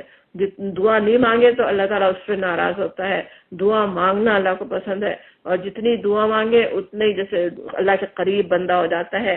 مخلصین لہ الدین، مگر کہا جاتا ہے اللہ کے پکارو، اسی کے لیے دین کو خالص کر کے، اسی کے بن کر۔ دعاؤں کا طریقہ بھی ابھی سمجھ رہے تھے کس طرح سے اسے پکارنے کی ضرورت ہے، خواہ تمہارا یہ فعل کافروں کو کتنا ہی ناگوار ہو۔ پیچھے دیکھیں شرک کی بات تھی کہ وہ کس طرح سے وہ سمجھتے نہیں ہیں، نشانیوں سے سبق نہیں لیتے، اور اس کے بعد پھر پکاروں کی بات آتی ہے، جیسے کہ عبادت اور دعا جیسے بالکل ایک ہی جیسی، ابھی آگے بھی ویسے آیات اس طرح کی آئیں گی جیسے سمجھ میں آتا ہے کہ ایمان لانا، عبادت کرنا اور دعا کرنا جیسے اس کے آلٹرنیٹ کی طرح ہی آتا ہے، جیسے ایک ہی طرح کے لفظ ہو، اور یہاں بھی اسی طرح سے ہے، اسی کو پکارو، دین کو اس کے لیے خالص کر کے، خواہ تمہارا یہ فعل کافروں کو کتنا ہی ناگوار ہو، کافروں کو کتنا ہی ناپسند ہو، لیکن تم تو ایک اللہ کو پکارو، خالص اسی کو پکارو۔ رفیع الدرجات ذو العرش، اس کے اللہ کے کیسے بہترین نام اس سورہ مومن میں ملتے ہیں، کئی نام۔ رفیع الدرجات، بلند درجوں کا مالک، ذو العرش، اور مالک عرش، وہ بلند درجوں والا، اپنے بندوں میں سے جس پر چاہتا ہے اپنے حکم سے روح نازل کر دیتا ہے تاکہ وہ ملاقات کے دن خود سے خبردار کرے، وہ دن جبکہ سب لوگ بے پردہ ہوں گے۔ اصل ہے یومہم بارزون، بالکل کھلے ہوئے اس کے سامنے کھڑے ہوں گے، نیتیں تک کھلی ہوئی ہوں، ایک ایک فرد کا پورا حال سامنے ہو، اللہ سے ان کی کوئی بات بھی چھپی نہ ہوگی۔ اس روز پکار کر کہا جائے گا لمن الملک اليوم، آج بادشاہی کس کی ہے؟ جواب جیسے مل جائے، پورا ماحول پکار اٹھے، للہ الواحد القہار، اللہ واحد قہار کی۔ آج ہر متنفس کو اس کی کمائی کا بدلہ دیا جائے گا جو اس نے کی تھی، آج کسی پر کوئی ظلم نہ ہوگا، اور ان اللہ سریع الحساب، اور اللہ حساب لینے میں بہت تیز ہے۔ وَأَنذِرْهُمْ، انہیں خبردار کر دو، یوم العاصفۃ، اس دن سے جو قریب ہی آ لگا ہے، جب کلیجے منہ کو آ رہے ہوں گے، اذ القلوب لدى الحناجر کاظمین، اس قیامت کے دن کا حال بتایا جاتا ہے۔ وہ جو گناہ کر کے آئے تھے دنیا میں کفر کرتے رہے، ان کا کیا حال ہو رہا ہوگا۔ ایک تو دن قریبی ہے، دور نہیں ہے، دوسرا یہ کہ اس دن اور جیسے دل جو ہے بالکل طرح حناجر کا تو حلق میں آ رہا، کس طرح بہت ہی غم ہو تو جیسے گولا سا گلے کے اندر آ جاتا ہے نا، بالکل ہی کیسی بری تکلیف بھی دے رہا ہوتا ہے، ایسے محسوس ہو رہا ہے جیسے کہ دل اچھل کر حلق میں آ گئے، وہاں پہ ہمارے پاس بھی ہے نا، تو اس طرح کا حال ہو رہا ہوگا، انتہائی ہیبت، پریشانی، سبھی کچھ ہے، غم، اور چپ چاپ غم کے گھوٹ پیے کھڑے ہوں گے، کاظمین، ظالموں کا نہ کوئی مشفق دوست ہے، من حمیم، حمیم ہوتا ہے ایسا دوست جو ہر مشکل میں کام آنے کے لیے دوڑ پڑے، وہ کوئی ایسا دوست نہیں ہوگا، نہ ولا شفیع یطاع، نہ کوئی شفیع جس کی بات مانی جائے، اللہ نگاہوں کی چوری تک سے واقف ہے، خائنۃ الاعین، اللہ سے کچھ چھپ نہیں سکتا، ایک ایک چیز، العلیم ہے وہ، کس طرح سے نگاہ سوچے تو نگاہ کہاں جا رہی ہے، ہمیں کوئی دیکھ نہیں سکتا نا نگاہ کو، تو اگر ہماری آنکھوں پہ نظر نہیں ہے کسی کو پتہ نہیں کہ نگاہ کہاں جا رہی ہے، لیکن اللہ کو پتہ ہے، وہ نگاہ کو بھی اللہ تعالیٰ دیکھ رہا ہے، اور کچھ چوری سے جو خیانت نگاہ کی بھی کر رہا ہے، نگاہوں سے بھی کتنے گناہ ہو رہا ہوتے ہیں نا، تو وہ اس سے تک واقف ہے، اور وہ راز تک جانتا ہے جو سینوں نے چھپا رکھے ہیں، اور اللہ ٹھیک ٹھیک بے لاکھ فیصلہ کر دے گا، رہے وہ جن کو یہ اللہ کو چھوڑ کر پکارتے ہیں یعنی مشرکین، وہ کسی چیز کا بھی فیصلہ کرنے والے نہیں ہیں، ان اللہ هو السمیع البصیر، اللہ ہی سب کچھ سننے اور دیکھنے والا ہے۔ کیا یہ لوگ کبھی زمین میں چلے پھرے نہیں کہ انہیں ان لوگوں کا انجام نظر آتا جو ان سے پہلے گزر چکے ہیں، وہ ان سے زیادہ طاقتور تھے، اشد منہم قوتوں، اور زیادہ زبردست آثار زمین میں چھوڑ گئے، اور مگر اللہ نے ان کے گناہوں پر انہیں پکڑ لیا، اور ان کو اللہ سے بچانے والا کوئی نہ تھا۔ یہ ان کا انجام اس لیے ہوا کہ ان کے پاس ان کے رسول بینات لے کر آئے اور انہوں نے ماننے سے انکار کر دیا، آخرکار اللہ نے انہیں پکڑ لیا۔ انہ قوی شدید العقاب، وہ یقیناً وہ بڑی قوت والا اور سزا دینے میں بھی بہت سخت ہے۔ ہم نے موسیٰ کو فرعون اور حامان اور قارون کی طرف اپنی نشانیوں اور اس کے سند ماموریت کے ساتھ، سلطان مبین کے ساتھ بھیجا، مگر انہوں نے کہا ساحر کذاب، یہ تو ساحر اور کذاب ہے۔ پھر جب وہ ہماری طرف سے حق ان کے سامنے لے آیا، پوری طرح دکھا دیا، بالکل یہ حق صاف صاف واضح ہو گیا نا، کتنی اچھی طرح سے کئی معجزے دکھا کر حق واضح کر دیا گیا، تو انہوں نے کہا جو لوگ ایمان لا کر اس کے ساتھ شامل ہوئے ہیں ان سب کے لڑکوں کو قتل کرو اور لڑکیوں کو جیتا چھوڑ دو۔ یہ مہم بار بار چلتی تھی نا، اب موسیٰ علیہ السلام کے مبعوث ہونے کے بعد بھی مہم ایک دفعہ پھر زور و شور سے چلائی گئی ہو کہ لڑکوں کو قتل کرو، بیٹیوں کو جیتا چھوڑو، مگر کافروں کی چال عکارت ہی گئی۔ وہ چاہتے تھے بنی اسرائیل کو تباہ کرنا، اللہ نے کس طرح انہیں تباہ کر کے رکھ دیا۔ ایک روز فرعون نے اپنے درباریوں سے کہا چھوڑو مجھے، میں اسے موسیٰ کو قتل کیے دیتا ہوں۔ وہ کہے ایسا رہا جیسے کوئی درباریوں نے مجبور کیا ہوا ہو، خود تو خدا بنا ہوا ہے، لیکن کس طرح اللہ تعالیٰ کے ڈالا وہ روب تھا نا، وہ سلطان دے کے جو اللہ تعالیٰ نے بھیجا تھا موسیٰ علیہ السلام کو، اس وجہ سے ہاتھ اب تک نہیں اٹھا سکا تھا، اور اب جیسے چاہ رہا ہے کہ بس میں قتل ہی کر دوں، اور کس طرح سے کتنا تکبر اس کا نظر آتا ہے۔ بل یدعو رب، وہ پکار دے کے چاہیے کہ پکارے اپنے رب کو، مجھے اندیشہ ہے۔ اب ایک طرف یہ اس تکبر اور پورے ظلم کا ارادہ ہے کہ قتل ہی کر دوں موسیٰ کو، اور پھر پروپیگنڈا اپنے عوام کو اپنے ساتھ ملانے کے لیے مجھے اندیشہ یہ ہے کہ یہ تمہارا دین بدل ڈالے گا، تمہاری خاطر میں کرنے جا رہا ہوں، یہ ملک میں فساد برپا کرے گا۔ موسیٰ نے کہا، اب موسیٰ علیہ السلام کو جب یہ خبر پہنچی ہو کہ وہ یہ کہہ رہا ہے، وہ بالکل اللہ کے پر توکل کرنے والے بندے ہیں کہ وہ اتنا بڑا اس وقت کا ڈکٹیٹر قتل کا ارادہ کر رہا ہے، اس کی انہیں کوئی پرواہ نہیں۔ وہ کیا کہتے ہیں، انی اذت بربی و ربکم، جو ان کو آ کے سنا رہے ہو لوگ، ان سے جو کہہ رہے ہیں کہ میں تو بس پناہ میں آ گیا، میں پناہ لیتا ہوں اپنے رب کی اور تمہارے رب کی، من کل متکبر لا یؤمن بیوم الحساب، ہر ایسے متکبر سے جو یوم الحساب پر ایمان نہیں رکھتا۔ کیسی بہترین ویسے دعا ہے نا، ہمیں بھی یاد ہی ہونی چاہیے، اپنے رب کی پناہ میں آ جائیں، کوئی دوسرے کتنے کیا ارادے کر رہے ہوں، کیا دوسروں کے ارادے ہوں، مگر اپنے رب کی پناہ میں آ جائے ہر متکبر سے۔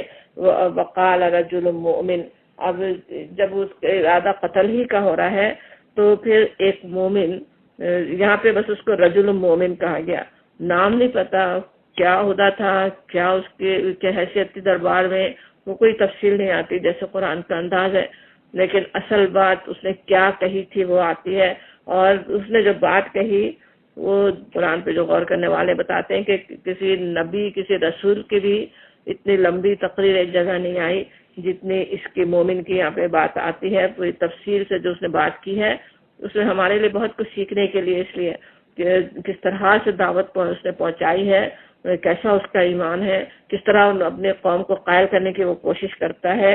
اس کی وجہ سے پوری تقریر یہاں پہ بتائی گئی. وہ اب تک تو اپنے ایمان کو جیسے وہ چھپائے ہوئے تھا، اس میں ایک مومن شخص اپنا ایمان چھپائے ہوئے تھا، لیکن اب دیکھتا ہے کہ وہ موسیٰ علیہ السلام کو قتل کرنے کے در پہ ہو رہا ہے فرعون، تو وہ خاموش نہیں رہ سکتا. تو وہ کہتا ہے، بات شروع تو اس طرح کرتا ہے، انہی کے قوم کے ہی آدمی ہے نا، انہی کی بہبود کے لیے، انہی کے فائدے کے لیے ان کو جیسے سمجھانے کی کوشش کرتا ہے. آہستہ آہستہ اپنے ایمان کا بھی اظہار کر دیتا ہے. آخر میں وہ بول اٹھا کہ کیا تم ایک شخص کو صرف اس بنا پر قتل کر دو گے کہ وہ کہتا ہے میرا رب اللہ ہے؟ صرف اللہ کہنے پہ تم قتل کر دو گے؟ حالانکہ وہ تمہارے رب کی طرف سے تمہارے پاس بینات لے آیا، دکھا دی. کیسی کیسی بینات؟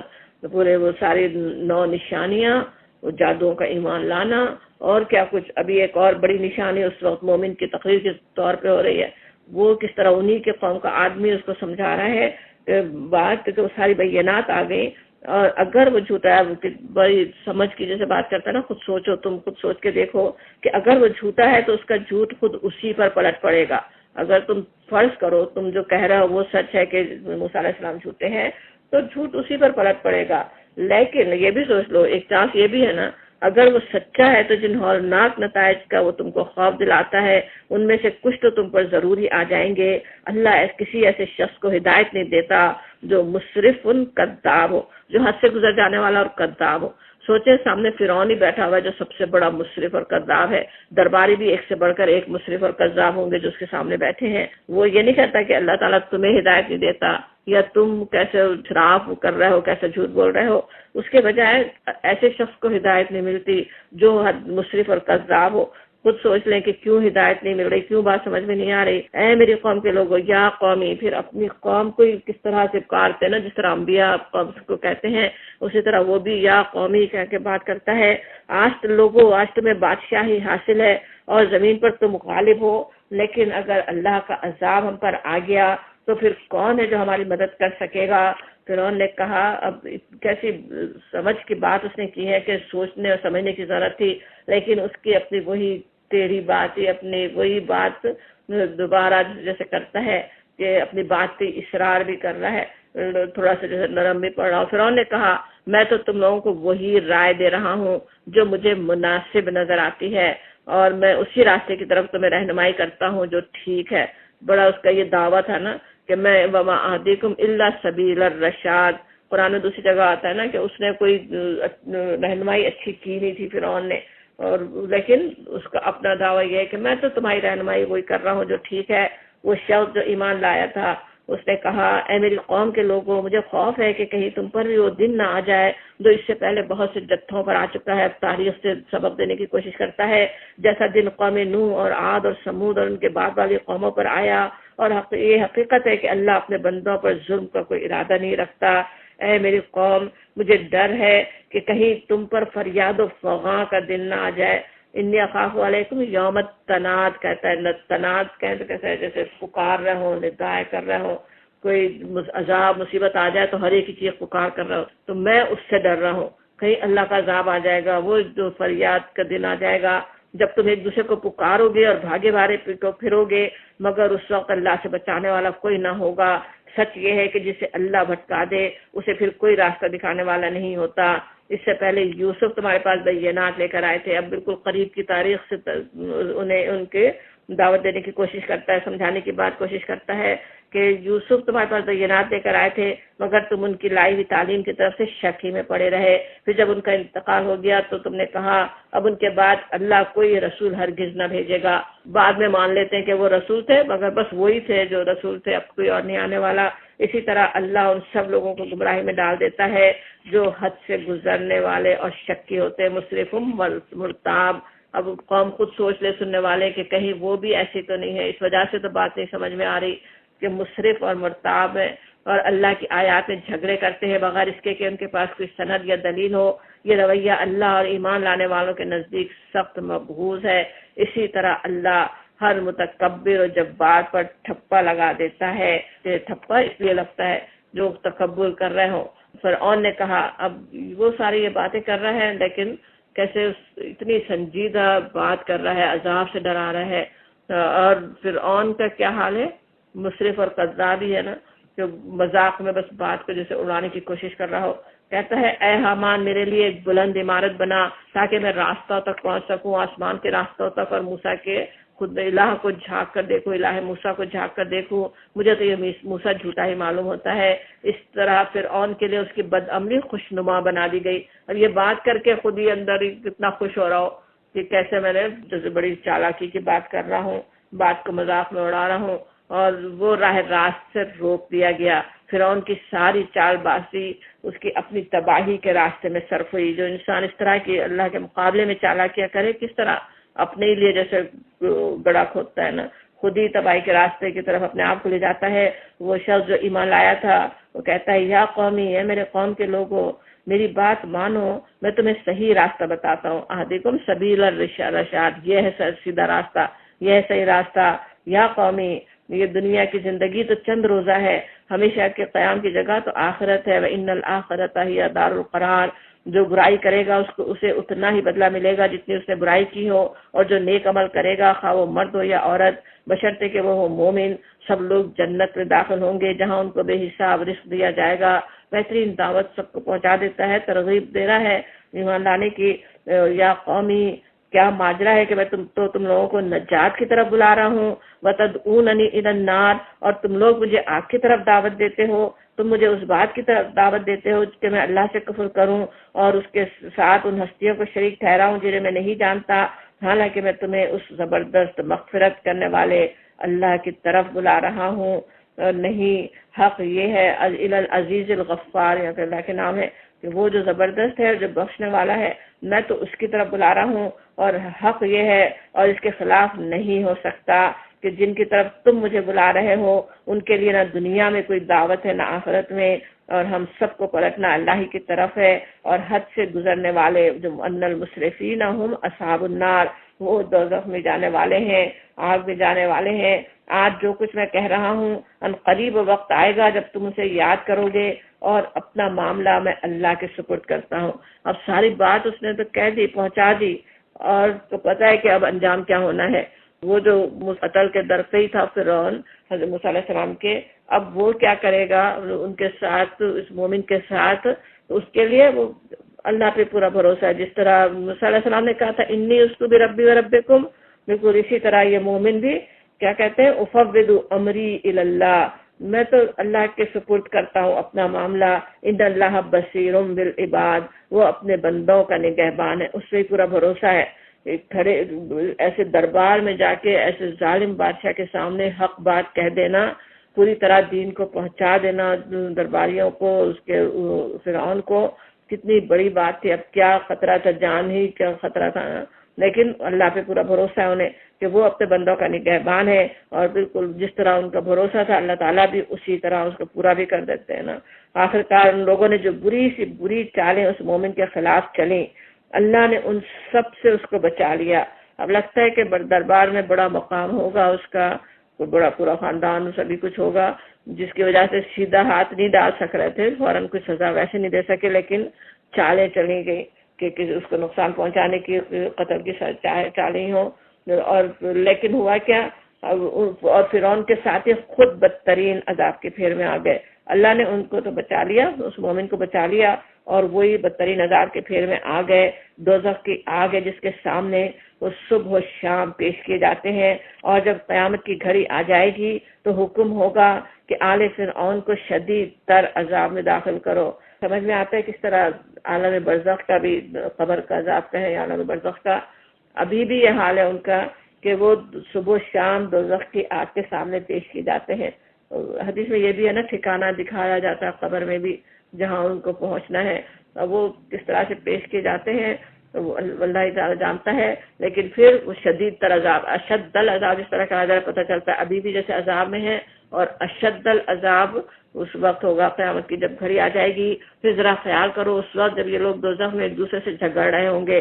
دنیا میں جو لوگ کمزور تھے وہ بڑے بننے والوں سے کہیں گے ہم تمہارے تابع تھے، اب کیا تم نار جہنم کی تکلیف کے کچھ حصے سے ہم کو بچا لو گے؟ وہ بڑے بننے والے جواب دیں گے ہم سب کا یہاں ایک حال ہے، اللہ بندوں کے درمیان فیصلہ کر چکا ہے. پھر یہ دوزخ میں پڑے ہوئے لوگ جہنم کے اہلکاروں سے کہیں گے کہ اپنے رب سے دعا کرو ہمارے عذاب میں بس ایک دن کی تخفیف کر دے، ایک بھی دن کم ہو جائے، سخت عذاب مسلسل ہو رہا ہے نا. وہ پوچھیں گے کیا تمہارے پاس تمہارے رسول بینات لے کر نہیں آئے تھے؟ وہ کہیں گے ہاں. جہنم کے اہلکار کہیں گے پھر تو تم ہی دعا کرو، اور کافروں کی دعا اکارت ہی جانے والی ہے، آخرت کے لیے کوئی دعا ان کو قبول نہیں ہونے والی. جب اللہ کے رسول آئے بینات آنے کے بعد دیکھنے کے بعد جب نہیں مانے اب کوئی کمی نہیں ہونے والی عذاب میں. اللہ تعالیٰ اپنی رحمت سے ہمیں ایسے عذابوں سے محفوظ رکھے. یقین جانو کہ ہم اپنے رسولوں اور ایمان لانے والوں کی مدد، یہاں بھی کیسی بشارت آ رہی ہے، صرف رسولوں کی نہیں والذین آمنوا ایمان لانے والوں کی بھی مدد دنیا کی زندگی میں بھی لازماً کرتے ہیں، اور اس روز بھی کریں گے جب گواہ کھڑے ہوں گے، جب ظالموں کو ان کی معذرت کچھ فائدہ نہ دے گی اور ان پر لعنت پڑے گی. وَلَهُمْ سُوءُ الدَّارِ، ایک طرف وہ اتنی مصیبت میں کچھ لوگ ہوں گے اور دوسری طرف ایمان لانے والوں کی رسولوں کی کو اللہ کی مدد حاصل ہوگی اس دنیا میں بھی اور آخرت میں بھی. کہا جا رہا ہے اور آخر دیکھ لو کہ موسیٰ کی ہم نے رہنمائی کی اور بنی اسرائیل کو کتاب کا وارث بنا دیا جو عقل و دانش رکھنے والوں کے لیے ہدایت اور نصیحت تھی. اب تاریخ سے دیکھو کہ کتنے موسیٰ علیہ السلام کے واقعے میں اس وقت جو مکے کے جو مسلمان ہیں جو اسی طرح کے برے حالات سے گزر رہے ہیں، جیسے بنی اسرائیل کا حال تو اس سے بھی برا تھا نا، لیکن اہل مکہ بھی جو مکے کے جو مسلمان تھے وہ بھی کیسی مشکلوں سے گزر رہے ہیں. ان کا واقعہ سنا کہ اب ان سے کہا جاتا کہ فصبر، پس صبر کرو. نبی صلی اللہ علیہ وسلم سے خطاب بھی ہو سکتا ہے اور آپ کے ذریعے ہر مومن سے کہ صبر کرو. ان وعد اللہ حق، اللہ کا وعدہ برحق ہے. واستغفر لذنبک، اور اپنے قصور کی معافی چاہو. نبی صلی اللہ علیہ وسلم اگرچہ کوئی خاص قصور نہیں ہونے والا تھا لیکن ہمیں پتہ ہے آپ بھی 100 آپ نے خود فرمایا 70 بار تک بھی میں استغفار کرتا ہوں. کس لیے کہ تھوڑی غفلت محسوس کرتا ہوں. تو جس کے لیے اللہ کے رسول استغفار کرتے ہیں، جو ان کے لیے جیسے غلطی جس کو وہ سمجھ رہے ہوں، اور ہمارے لیے تو چاہے وہ ایک نیکی کا ہی کام ہو لیکن ان کے لیے وہ ان کے درجے سے کم کی چیز ہو اس کے لیے وہ استغفار کرتے. لیکن صرف نبی صلی اللہ علیہ وسلم سے ہی نہیں کہا جا رہا، ہم سب سے بھی یہاں پہ کہا جا رہا ہے استغفار کے لیے بھی ترغیب دی جا رہی ہے کہ اپنے قصوروں کی معافی چاہو ذنب کا وَسَبِّحْ بِحَمْدِ رَبِّكَ، اور تسبیح کرو اپنے رب کے حمد کے ساتھ بالعشی والابکار، صبح و شام. صبح و شام کہیں تو وہ صبح شام کے اذکار بھی اپنے دن کے کناروں پہ بھی، اور ہر وقت کی بھی بات ہوتی نا کبھی صبح شام کہنے سے. تو اللہ کے تسبیح اور حمد کس طرح کرتے رہنے کی ضرورت ہے. حقیقت یہ ہے کہ جو لوگ کسی سند اور حجت کے بغیر جو ان کے پاس آئی ہو اللہ کی آیات پہ جھگڑے کر رہے ہیں ان کے دلوں میں کبر بھرا ہوا ہے، مگر وہ اس برائی کو پہنچنے والے نہیں ہیں جس کا وہ گھمنڈ کرتے رہے ہیں. فاستعذ باللہ، پس اللہ کی پناہ مانگ لو. انہ هو السمیع البصیر، وہ سب کچھ دیکھتا اور سنتا ہے. دنیا میں جو متکبرین جو جھگڑے آرگومنٹ کر رہے ہوں ان کے بارے میں تم تو کیا کرو، اللہ کی سے پناہ مانگ لو. کہا جاتا ہے کیا مسلمان کو سکھایا جا رہا ہے نا، ان سے بحث میں الجھنے کے بجائے ان کے وجہ سے کچھ غم کرنے یا کچھ حزن کرنے کے بجائے اللہ کی پناہ میں آ جاؤ. اللہ تعالیٰ سمیع البصیر ہے. آسمانوں اور زمین کا پیدا کرنا انسانوں کو پیدا کرنے کی بنسبت یقیناً بڑا کام ہے، مگر اکثر لوگ جانتے نہیں ہیں. اور یہ نہیں ہو سکتا کہ اندھا اور بینا یکساں ہو جائے اور ایماندار اور صالح اور بدکار برابر ٹھہرے، مگر تم لوگ کم ہی سمجھتے ہو. سوچنے کی ضرورت ہے کہ آخرت کیسے نہیں ہوگی، ایک ہی ورنہ تو انجام ہو جائے نا ہر برے ہر اچھے انسان کا. یقیناً قیامت کی گھڑی آنے والی ہے. لآتیۃ لا ریب فیہا، اس میں کوئی شک نہیں، مگر اکثر لوگ مانتے نہیں ہیں. اور تمہارا رب کہتا ہے مجھے پکارو میں تمہاری دعائیں قبول کروں گا. پھر دعا کرنے کی بات آتی، پکارنے کی بات آتی ہے. اس کو پکارنا اللہ کو کیسے ہوتا ہے، اللہ کو مالک اس کا رب مان کے ہی پکارتا ہے نا. تو اسی لیے وہ یعنی بہترین عبادت بھی ہے دعا، ایمان لانے کی نشانی بھی ہے دعا. اور یہ کہ کیسی بہترین عبادت ہے، بغیر وضو کے بغیر کسی یعنی ٹائم دیے ہر کام کرتے ہوئے بھی چلتے پھرتے بھی انسان بس کنیکٹ ہو جائے اپنے اللہ سے. جب دل چاہے، جب ضرورت محسوس ہو، فوراً اپنے اللہ کو پکار لے، اللہ سے جیسے تعلق قائم ہو گیا. اور اللہ تعالیٰ بھی کیسے، جیسے ہم سورہ بقرہ میں پڑھائے تھے، جب میرا بندہ مجھے پکارتا ہے میں جواب دیتا ہوں. اذا دعانی، اپنے وقتوں کو پکارتا ہے بندہ، اور اللہ تعالیٰ اس وقت بھی اس کے فوراً سن لیتا ہے. کوئی دنیا میں تو کوئی بڑی ہستی ہو تو اس کے ٹائم کو دیکھ کر اس سے اپائنٹمنٹ لینا پڑتا ہے. اللہ تعالیٰ ہر وقت اپنے بندے کی سننے کو تیار ہے، جب پکارو وہ سن لے گا. اور ان الذین یستکبرون عن عبادتی، جس طرح آ رہا ہے یہاں پہ دعا اور عبادتی کی طرح سے ہو رہا ہے نا، اور جو استکبار کرتے ہیں، گھمنڈ میں آ کر میری عبادت سے منہ موڑتے ہیں، اللہ کو پکارتے نہیں ہیں، ایک اللہ کو پکارنے کے بجائے جا کے دوسروں کو پکاریں یا اللہ کو پکاریں نہیں، اللہ سے دعائیں نہ کریں، وہ جیسے متکبر ہوں. سیدخلون جہنم داخرین، ضرور وہ ذلیل و خوار ہو کر جہنم میں داخل ہوں گے. جو اللہ کو نہیں پکارے، اللہ پہ ایمان نہیں رکھے، تو ان کے لیے پھر وہ ذلت ہے. وہ اللہ ہی تو ہے جس نے تمہارے لیے رات بنائی تاکہ تم اس میں سکون حاصل کرو، اور دن کو روشن کیا، مبصرہ بنایا تاکہ اس میں کام کر سکو. حقیقت یہ ہے کہ اللہ لوگوں پر بڑا فضل فرمانے والا ہے، مگر اکثر لوگ شکر ادا نہیں کرتے. ذالکم اللہ ربکم، یہ ہے اللہ تمہارا رب، خالق کل شعین، ہر چیز کا خالق، لا الہ الا ہوا، اس کے سوا کوئی معبود نہیں. فانا توفکون، پھر تم کدھر سے بہکائے جا رہے ہو؟ خود جیسے انسان سوچے کون بہکا رہا ہے، میرے نفس کے بہکانے میں آ رہا ہوں، میں شیطان کے بہکانے میں آ رہا ہوں، کسی اور کچھ اور انسانوں کے بہکانے میں تو نہیں آ رہا ہوں، ایک اپنے معبود کو چھوڑ کر دوسروں کی بات مان رہا ہوں. اسی طرح وہ سب لوگ بہکائے جاتے رہے جو اللہ کی آیات کا انکار کرتے تھے. وہ اللہ ہی تو ہے جس نے تمہارے لیے زمین کو جائے قرار بنایا، اور اوپر آسمان کا گنبد بنا دیا، والسماء بنا، چھت بنا دی، کیسے محفوظ کرنے کا انتظام کر دیا اوپر. جس نے تمہاری صورت بنائی، وصورکم فاحسن صورکم، کیا ہے خوب، بڑی ہی عمدہ بنائی، کتنی بہترین صورت شکل سے اللہ تعالیٰ نے نواز دیا اپنے بندوں کو. وَرَزَقَكُم مِّنَ الطَّيِّبَاتِ، جس نے تمہیں پاکیزہ چیزوں کا رزق دیا. ذَلِكُمُ اللَّهُ رَبُّكُمْ، وہی اللہ ہے تمہارا رب. فتبارک اللہ رب العالمین، بے حساب برکتوں والا کائنات کا رب. هو الحی، وہی زندہ ہے، لا الہ الا ہوا. فادعوہ مخلصین لہ الدین، اسی کو تم پکارو اپنے دین کو اس کے لیے خالص کر کے. جس طرح بار بار دعا کی ترغیب مل رہی ہے، اس کو پکارنے کی ترغیب ہو رہی ہے. الحمدللہ رب العالمین، سب تعریف اللہ رب العالمین کے لیے ہے. ان سے کہہ دو کہ مجھے تو ان ہستیوں کی عبادت سے منع کر دیا گیا ہے جنہیں تم اللہ کو چھوڑ کر پکارتے ہو، جبکہ میں کیسے کر سکتا ہوں، جیسے کہہ دو جبکہ میرے پاس میرے رب کی طرف سے بینات آ چکی ہیں. مجھے حکم دیا گیا وامرت ان اسلم لرب العالمین، کہ میں رب العالمین کے آگے جھک جاؤں، اس کے آگے سر تسلیم خم کر دوں.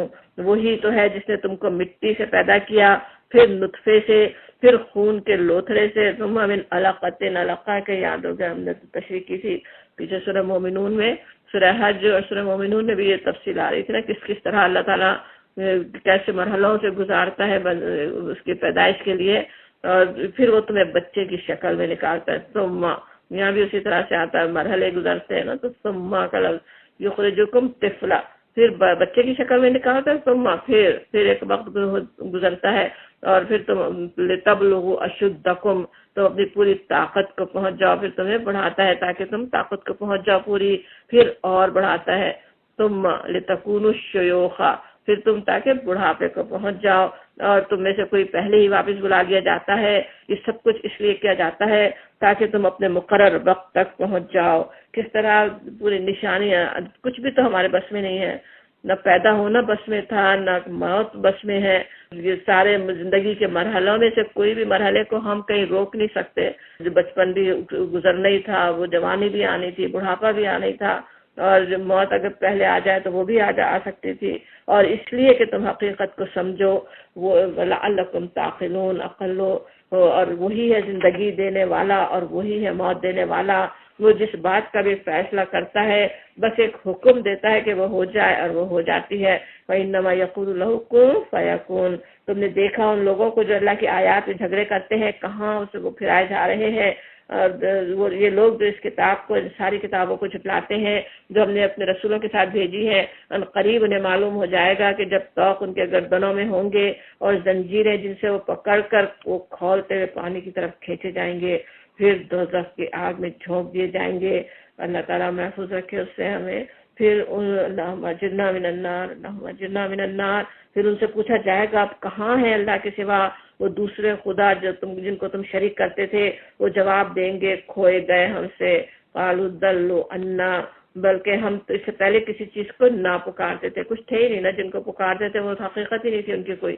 اس طرح اللہ کافروں کا گمراہ ہونا ثابت کر دے گا۔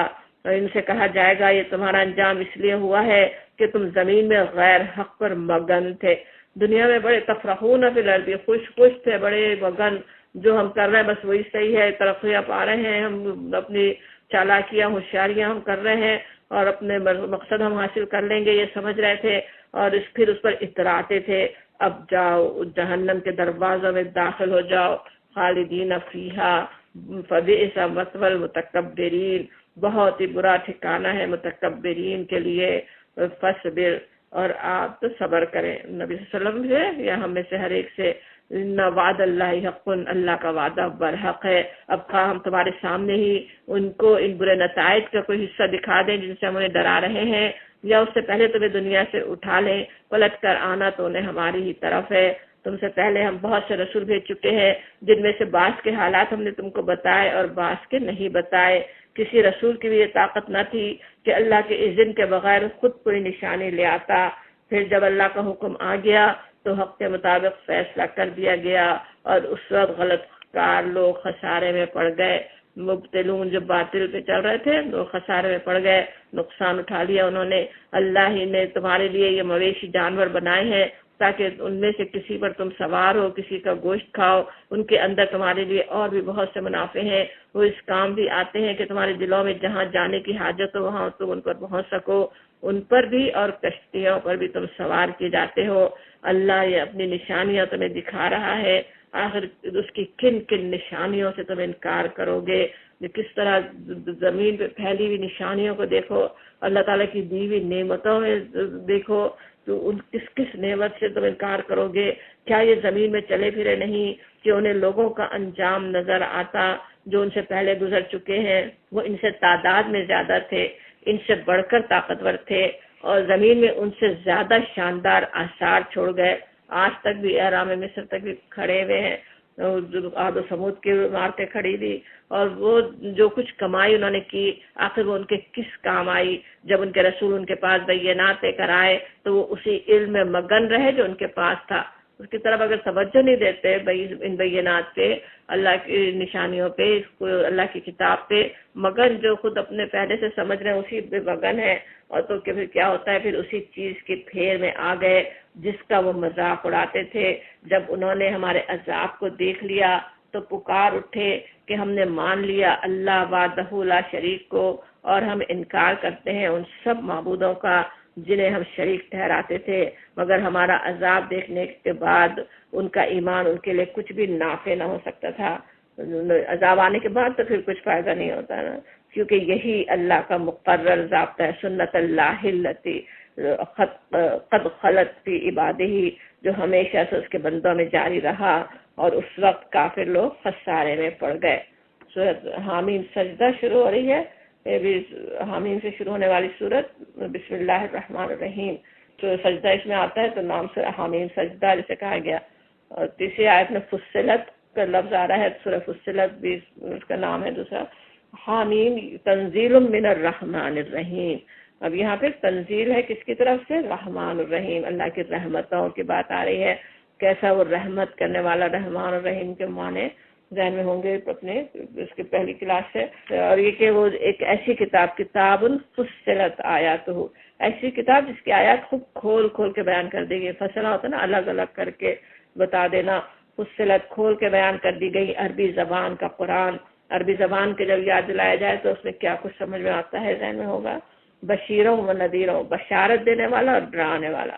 نبی صلی اللہ علیہ وسلم کو بھی بشیر اور نذیر کہا گیا، آپ کی لائی ہوئی کتاب بھی بشیر اور نذیر ہے، کیسی کیسی بشارتیں ہم دیکھتے آ رہے ہیں، انذار بھی دیکھتے آ رہے ہیں، کیسی بشارتیں دینے والی کتاب، ڈرانے والی کتاب، خبردار کرنے والی کتاب، مگر ان میں سے اکثر لوگوں نے اس سے روگردانی کی اور وہ سن کر نہیں دیتے۔ اتنی اہم کتاب، اتنے رحمان اور رحیم آقا کی طرف سے بندوں پر رحمت کرنے کے لیے یہ کتاب نازل ہوئی، اتنی بڑی رحمت کرنے کے لیے۔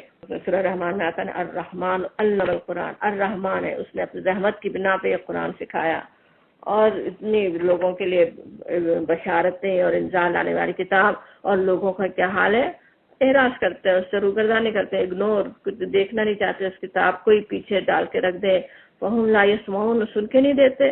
سننے میں دونوں چیزیں، سنتے ہی نہیں، پہلی بات سنے نہیں تو پھر عمل کیسے ہو، اور سننا ویسے وہ بھی ہوتا ہے نا، عمل کرنے کی بات ہوتی ہے نا، کہ سنتے ہی نہیں، اس پہ عمل ہی نہیں کرتے، پڑھ بھی جاتے ہیں، پورا پورا پڑھ جاتے ہیں، مگر عمل کی جب بات آئے تو اس میں کمی رہ جاتی ہے۔ اور کہتے ہیں جس چیز کی طرف تو ہمیں بلا رہا ہے اس کے لیے ہمارے دلوں پر غلاف چڑھے ہوئے ہیں، ہمارے کان بہرے ہو گئے ہیں، اور ہمارے اور تیرے درمیان ایک حجاب حائل ہو گیا ہے، تو اپنا کام کر، ہم اپنا کام کیے جائیں گے۔ یہ اس وقت کے کفار کے بعد ابھی جیسے نبی صلی اللہ علیہ وسلم سے کہا جا رہا ہے، قل آپ کہہ دیجئے میں تو ایک بشر ہوں تم جیسا، مجھے وحی کے ذریعے سے بتایا جاتا ہے کہ تمہارا الہ تو بس ایک ہی الہ ہے، الہکم الہ واحد۔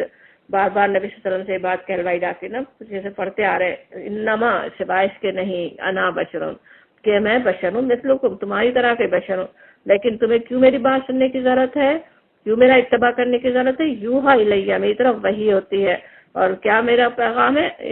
انما سوائے اس کے نہیں کہ الہکم الہ واحد، ایک ہی الہ ہے، فاستقیموا الیہ، اسی کے تم سیدھے اسی کا رخ اختیار کرو، اسی پہ قائم ہو جاؤ، اسی کی بندگی پہ قائم ہو جاؤ، جیسے کہنا ہو واستغفروا، اور اس سے معافی چاہو۔ ہر رسول کی جیسی دعوت تھی وہی نبی صلی اللہ علیہ وسلم کی دعوت، ویل للمشرکین، اور تباہی ہے مشرکین کے لیے جو زکوٰۃ نہیں دیتے۔ اب زکوٰۃ ہمیں پتہ ہے مدینے میں جا کے فرض ہوئی، اس بتائے گئے کہ کیا کس طرح سے کیا زکوٰۃ کتنا حصہ دینا ہے اور کیا ہے، تو لیکن اس وقت سے ابھی یہ مکی صورت ہے کیونکہ سبھی کو پتہ ہے، چیریٹی کا سب کو معلوم ہے، بلکہ لوگوں کے لیے، لوگوں کی بہبود کے لیے مال خرچ کرنے کی اہمیت سب جانتے تھے نا پہلے سے بھی۔ تو وہ بات کہی جا رہی کہ وہ زکوٰۃ نہیں دیتے اور آخرت کے منکر ہیں، آخرت کا انکار کرتے ہیں۔ رہے وہ لوگ جنہوں نے مان لیا، آمنوا وعملوا الصالحات، اور نیک اعمال کیے، لہم اجر غیر ممنون، ان کے لیے ایسا اجر ہے جس کا سلسلہ کبھی ٹوٹنے والا نہیں ہے۔ غیر ممنون کہیں تو وہ جس منقطع نہیں ہوگا، کٹے گا نہیں، ہمیشہ ملتا رہے گا۔ ایک تو یہ بھی مننا ویسے احسان کو بھی کہتے ہیں نا، تو کوئی احسان نہیں جتایا جائے گا، جیسے اس طرح سے وہ اللہ تعالیٰ عطا فرمانے والا ہے۔ اور یہ کہ ان سے کہو قل، اور کہا جاتا آپ اور کیا پیغام دے دیں، اور کہیے ان سے کہ کیا تم اس خدا سے کفر کرتے ہو، اس سے کفر کرتے ہو اور دوسروں کو اس کا ہم سر ٹھہراتے ہو، جس نے زمین کو 2 دنوں میں بنا دیا، وہی تو سارے جہاں والوں کا رب ہے، اس نے اوپر سے اس پر پہاڑ جما دیے اور اس میں برکتیں رکھ دیں، اس کے اندر سب مانگنے والوں کے لیے ہر ایک کی طلب اور حاجت کے مطابق ٹھیک اندازے سے خوراک کا سامان مہیا کر دیا۔ یہ سب کام 4 دن میں ہو گئے۔ پھر وہ آسمان کی طرف متوجہ ہوا جو اس وقت محض دھواں تھا، اس نے آسمان اور زمین سے کہا وجود میں آ جاؤ، اور تم خواہ چاہو یا نہ چاہو۔ اب یہاں پہ مختلف اس طرح سے تخلیق، آسمان زمین کا رب ہے، وہ تو خالق ہے، وہ فاطر السماوات والارض ہے، یہ تو کہا جاتا۔ یہاں پہ تھوڑا سا اس تفصیل سے بتایا جا رہا کس طرح سے، جیسے یہ ساری تخلیق کس طرح، دنوں کا کہنا ظاہر ہے ہمارے دن ضروری نہیں ہے، لیکن جیسے وقت لگا، پیریڈ کچھ گزرے، اس طرح سے وہ تخلیق ہوئی، اور اس کی بھی ہم یہاں پہ جیسے آیت مشابہات کی طرح ہے، نہیں ہم نہیں سمجھ سکتے پوری بات، لیکن جس طرح یہاں کہا جا رہا ہے اس سے کچھ ہم یہ نہ سمجھنے کی کوشش کریں کہ پہلے زمین بنی پھر آسمان بنا، کیونکہ دوسری جگہ قرآن میں دوسری ترتیب بھی نظر آ جائے گی۔ تو اصل بات اشارہ اس طرف ہو رہا ہے کہ جب کوئی چیز بن رہی ہوتی ہے، کوئی جیسے ایک بلڈنگ بنا رہے ہوتے ہیں، ایک طرف یہ کام ہوتا ہے، ایک طرف وہ کام، پھر دوسری کام کی طرف پھر پلٹتے ہیں، تو اس طرح کی بات ہے نا۔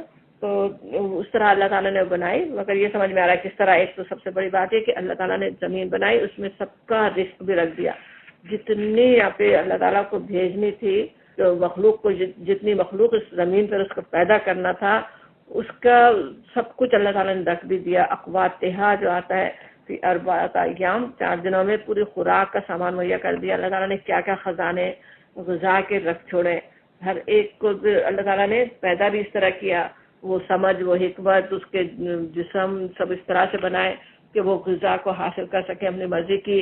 اور پھر جس طرح آسمان کا کہا جا رہا ہے کہ وہ وہی دخان، دھواں تھا، سمجھا جاتا ہے جیسے آج سائنس سمجھا جاتا نا کوئی نبولا کی جیسی چیز، کہ وہ اس طرح کا تھا۔ اللہ عالم، اللہ تعالیٰ جانتا ہے کہ کیا اس کی اصل شکل تھی۔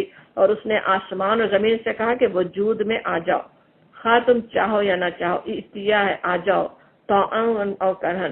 اب یہاں جس طرح کہا جا رہا ہے اگرچہ دنیا کی ہر چیز جھکی ہوئی ہے، اللہ کی بندگی کر رہی ہے، اللہ کے آگے جھکنے والی ہے، سب مسلم ہے، ہر اس کی ساری مخلوق جیسے اس کی مسلم ہی ہے، لیکن یہاں جس طرح کہا جا رہا ہے اس سے اور زیادہ سمجھ میں آتا ہے کہ جیسے اپنی رضامندی سے اطاعت کر رہی ہے ہر چیز، زمین و آسمان اپنی رضامندی سے اللہ کی اطاعت کر رہے ہیں۔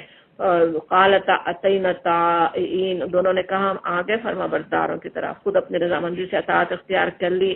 تب اس نے 2 دن کے اندر 7 آسمان بنا دیے اور ہر آسمان میں اس کا قانون وحی کر دیا، اور آسمان دنیا کو ہم نے چراغوں سے آراستہ کیا اور اسے خوب محفوظ کر دیا۔ وحفظاً، کیسے محفوظ کر کے رکھا ہے، کیا کیا آفتیں آسمان سے آ سکتی تھی، ان سب سے محفوظ کرنے کے کیسے انتظامات اللہ تعالیٰ نے کر دیے۔ اور یہ سب کچھ ذالک تقدیر العزیز العلیم، ایک عزیز العلیم ہستی کا منصوبہ ہے۔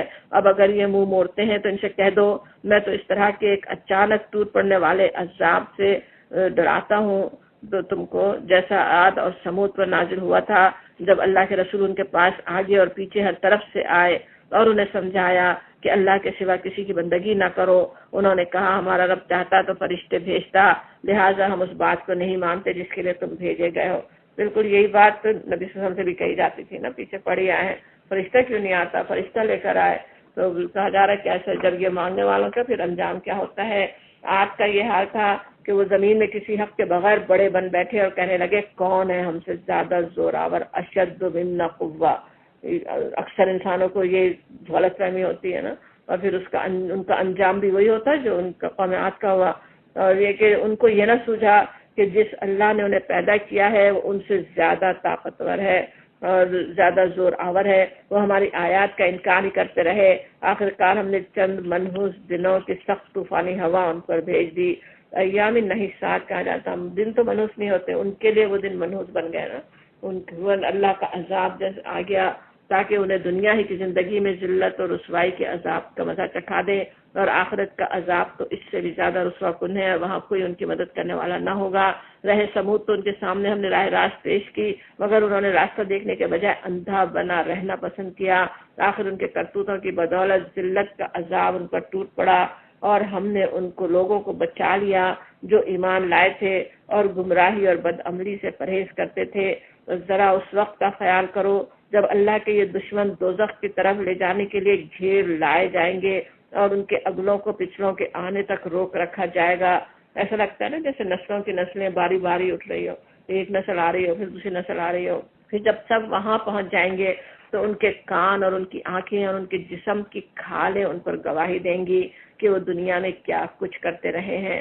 وہ ایک ایک چیز دیکھیں، وہی جسم کے ہر عضو کا الگ الگ آتا ہے نا، جیسے وہی اعضاء، ان کے کان، آنکھیں اور ان کے جسم کی کھالیں خود ان پہ گواہی دے رہی ہوں گی، اور وہ اپنے جسم کی کھالوں سے کہیں گے تم نے ہمارے خلاف کیوں گواہی دی؟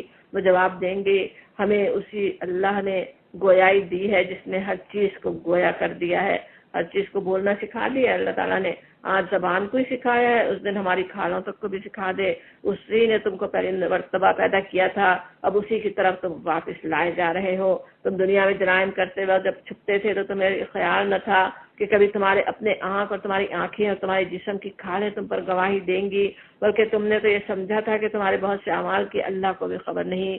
تمہارے یہی گمان جو تم نے اپنے رب کے ساتھ کیا تمہیں لے ڈوبا، اور اسی کی بدولت تم خسارے میں پڑ گئے۔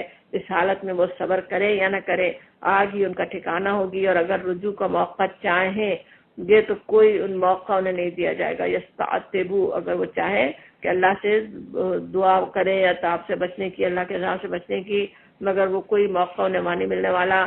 ہم نے ان پر ایسے ساتھی مسلط کر دیے جو انہیں آگے اور پیچھے ہر چیز خوش نما بنا کر دکھاتے تھے۔ اور یہ بات بتائی کس سے جا رہی ہے؟ دنیا میں کون سے ساتھی ہیں، کس طرف لے جا رہے ہیں، ذرا غور انسان آج ہی کر لے. اس کے کوئی مسلط ہمارے اوپر ہوا ہے، ہم سے برا کام کروانا چاہ رہا ہے، وہ ان سے یہاں بچ جانے کی ضرورت ہے. وہ بڑا خوشنما بنا کے دکھا رہے ہوتے ہیں یہاں پہ صورتحال کو، اپنی مرضی سے کچھ بنا کے سامنے پیش کر رہے ہوں اور بڑی خوشنما بنا رہے ہوں، لیکن وہ کہاں لے جا سکتے ہیں ایسے برے ساتھی.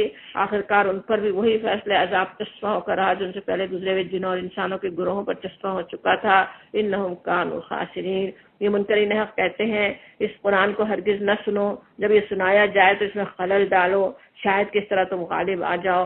ان کافروں کو ہم سخت عذاب کا مزہ چکھائیں گے، اور جو بدترین حرکات یہ کرتے رہے ہیں ان کا پورا بدلہ انہیں دیں گے. وہ دوزخ ہے جو اللہ کے دشمنوں کے بدلے میں ملے گی، اسی میں ہمیشہ کے لیے ان کا گھر ہے. یہ ہے سزا اس جرم کی کہ وہ ہماری آیات کا انکار کرتے رہے. وہ وہاں یہ کافر کہیں گے ہمارے رب ذرا ہمیں دکھا دے ان جنوں اور انسانوں کو جنہوں نے گمراہ کیا تھا، ہم انہیں پاؤں تلے روند ڈالے. تو کتنا سخت غصہ آ رہا ہوگا نا. دنیا میں تو خود ہی ان کو اپنا رہنما بنایا، خود ان کے پیچھے چلے، خود ان کی دوستی میں رہے، اور اس وقت غصہ آ رہا ہوگا کہ وہ ابھی ہمیں نظر آ جائے، ہمیں مل جائے، ہم انہیں پاؤں تلے روند ڈالے تاکہ وہ خوب ذلیل و خوار ہوں. جن لوگوں نے کہا، اب یہاں پہ بڑی خوبصورت آیات شروع ہو رہی ہیں. ہم نے سجدہ کی. اب یہ جو سورہ مکی سورہ ہے نا، اس وقت دیکھیں ایک طرف وہ لوگ ہیں جو کفار ہیں، انکار کر رہے ہیں، ان کو بات سمجھائی جا رہی تھی. انہی میں مکہ میں وہ بھی ہیں جو اللہ کے نیک بندے ہیں، اور کیسے گھرے ہوئے ہیں کفار تشدد میں بھی آئے ہوئے ہیں، کتنے جیسے خطرات میں گھرے ہوئے ہیں اور مشکلات اٹھا رہے ہیں. اللہ کے دین کو اتنی مشکل حالات میں اس پہ وہ قائم ہے، اللہ کے دین کو پکڑے ہوئے ہیں. ان کے لیے بڑی بہترین تسلی آتی ہے. آیات میں ہمارے لیے بھی بہت کچھ ہے سمجھنے اور سیکھنے کے لیے. کہا جا رہا ہے ان الذین قالوا ربنا اللہ ثم استقاموا تتنزل علیہم الملائکۃ. جن لوگوں نے کہا کہ اللہ ہمارا رب ہے اور پھر اس پر ثابت قدم رہے.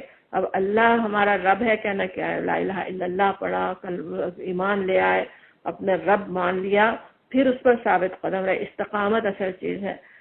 ایمان لانے کو تو سبھی لے آتے ہیں، عبداللہ بن ابی بھی ایمان لے آیا تھا، لیکن ایمان لا کر پھر اس پر قائم رہنا، اپنے نفس کے حوالے نہ ہونا، ہر حال میں اللہ کی اطاعت پر قائم رہنا، وہ اصل چیز ہے نا. استقامت اصل چیز ہے.